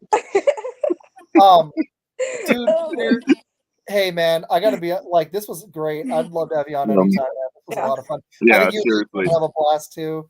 That'd be cool. Really cool. Also, I totally forgot about this, Med. And I want Med on the show. I don't even know if it's gonna be a Blitz or a Fun Football yet. But right after the draft, I've been talking to. He likes Fun Football on Facebook. You guys should go check him out. Give him a plug. Dennis Cockerham. I'll be on that. Trailer Park Country. Yeah, he's going to perform at the NFL Draft tailgate, and he wants to hop on the back. And I got to hear about that experience. He's got a new single out. He sent me the video. Hold on one second. It was, I can't remember the name of the song, but it's Trailer Park Country. I'll get it in a second. But that's the way to promote it. I know. I'm so such a long day. I'm so sorry. Hold on, send me the video. Wait. You sent me the video. I got it. Hold on. Don't get Tailgate Crazy. Go check out Tailgate Crazy. There. I'm doing a job now. Dennis Cockerham, country music. If you're a fan, I'd recommend it. He's a newer artist. Go check him out. He'll be performing. I don't know if it's on I'll try to find out where to watch it, but he will be on our show after the draft. It's our first musician that come on, so that's good. Yeah, that's pretty. Man, we're going mainstream. Do you want another connection? Isaac, we're at the draft, dude. We're gonna be doing this at the draft next year in Green Bay. We're gonna be there. I'm down. I'm gonna be there already. Gosh, I wish I could. Okay. Isaac, I may actually come up for that because it's a really easy train ride from here. Yeah. So maybe we should try and work out and maybe do something together up there. Yeah. If I can afford it, if I can actually afford it, I would absolutely. I'm very broke. I'm single income right now, but that would be great. Isaac, you want another connection? Crispy Brothers. They follow me on Instagram. Who's that? Are you? Wait. I'm dead serious. I don't, dude. I work and this takes so much time. Like men we talked about. I unfortunately only have so much time to go check out stuff. I've been trying to do a better job at decompressing between Bernie shows. Bango tweets about them all the time. What's it called? Crispy what? Crispy Brothers. I can send you their music. Hey guys, check out Crispy Brothers. They put on a good show. They make Wisconsin parodies of Jordan Love. He did one of Jordan Love, Aaron Rodgers, and Brett Favre. I want to get a comedian on. That would be great. I love that. That's why you invited me. Oh, that's Tom Grossi used to be a comedian. You're right. Tom Grossi is. That's right. All right, so guys, this was a lot of fun tonight. We're gonna wrap, but we got up to almost 160 tonight, which was double our last couple. Thank y'all. I think Peter, Mary, and Med brought the heat, and Ash was here for the fun. So thank you everybody for watching. This was a lot of fun. Real quick, just because I know I have you on Facebook. Do you two have him on Facebook as well, or? Yeah. Oh yeah, okay. we're all three. Try and look through his friends list tonight and add you guys because I've got you subbed on YouTube and stuff. But when I close in a minute, I'm gonna give everybody 1 minute closing thought, and then I'll close the show. Just stay on for a second, and you can get their stuff. Okay. Yeah, sounds good. Cool. Hey, and also, guys, this was not a first time. We've done this several times. If you'd like to hop on Blitz, Fun Football, Shots, or Mac and Cheese, message us, DM us. We love having new people on. If you have any feedback for the show, I haven't done this yet, but if you have any feedback for Blitz, let us know. And we'll be doing, like Ned said, we'll be taking a break a little bit after the draft, but we'll have pre-recorded stuff on YouTube for all of our shows. Please go subscribe to Mac Podcast 365.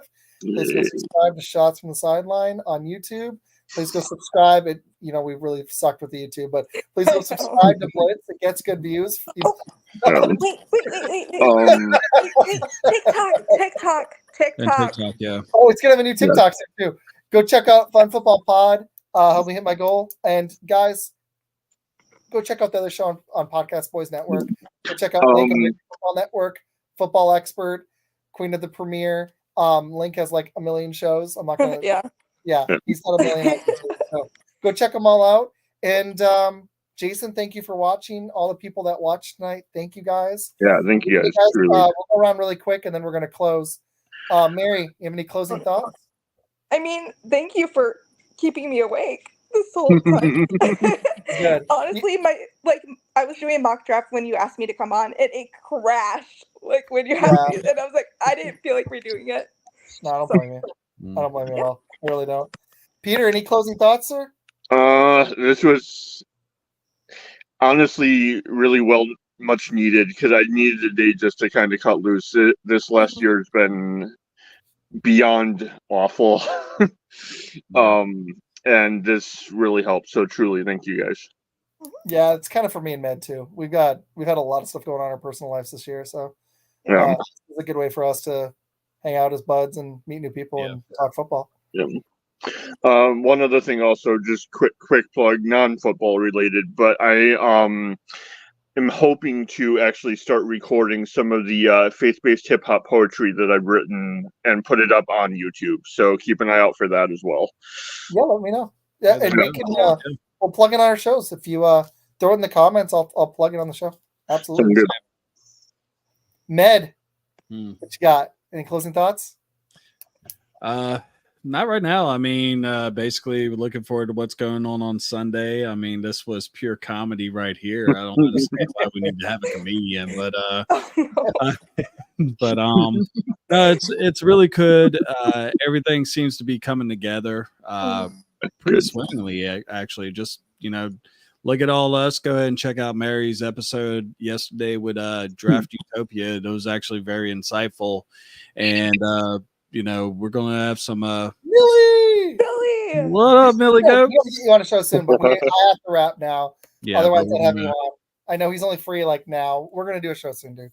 Yeah, but it is now 11:30 Eastern time, so I'm gonna just turn it over to. I'm gonna hand the ball off to Isaac. Yeah. I'm gonna take it in the end zone, and my closing thought is that the Packers better not freaking take Elijah Jones. And we're going to wrap on that. If the Packers take Elijah Jones, I'm going to be ticked. There's one last comment. Wait, for real. We take Elijah Jones, the more you say that, the more I want to anymore. Med got a comment. Oh, yeah, he wants to ask you about the wonderful thing. You're wonderful. That was funny, dude. But thank you, everybody. Seriously. Gutenkens, dude, I'm serious, Goody, if you take Elijah Jones, I've lost. Here's my closing thought. By which he means I will lose all faith. Do not do it Friday, Thursday. For real, man. You better freaking not Elijah Jones. Like 9:30 to 11 midnight some nights. I agree. Yeah. If the Packers take Elijah Jones, would you wake up in a cold sweat the very next day? Round, I'm gonna have nightmares about Elijah Jones. I'm gonna have dreams. Yeah. Okay, so my closing thought, other than that, is thank you everybody for all the comments on X. Thank you for all the love for both shows. It's cool that we barely promote this one and it gets the most views, so it's already becoming our flagship show. But if you are interested in collaborating with anybody on Podcast Boys Network, please reach out to myself, Med, Mary, Janae, Link, Jason helping with the show. Reach out to us, and we're gonna have plenty more to come, guys. Even on our hiatus this summer, there'll be a lot on YouTube. So thank you everybody for watching. This was a blast, and Elijah Jones sucks. Oh, actually,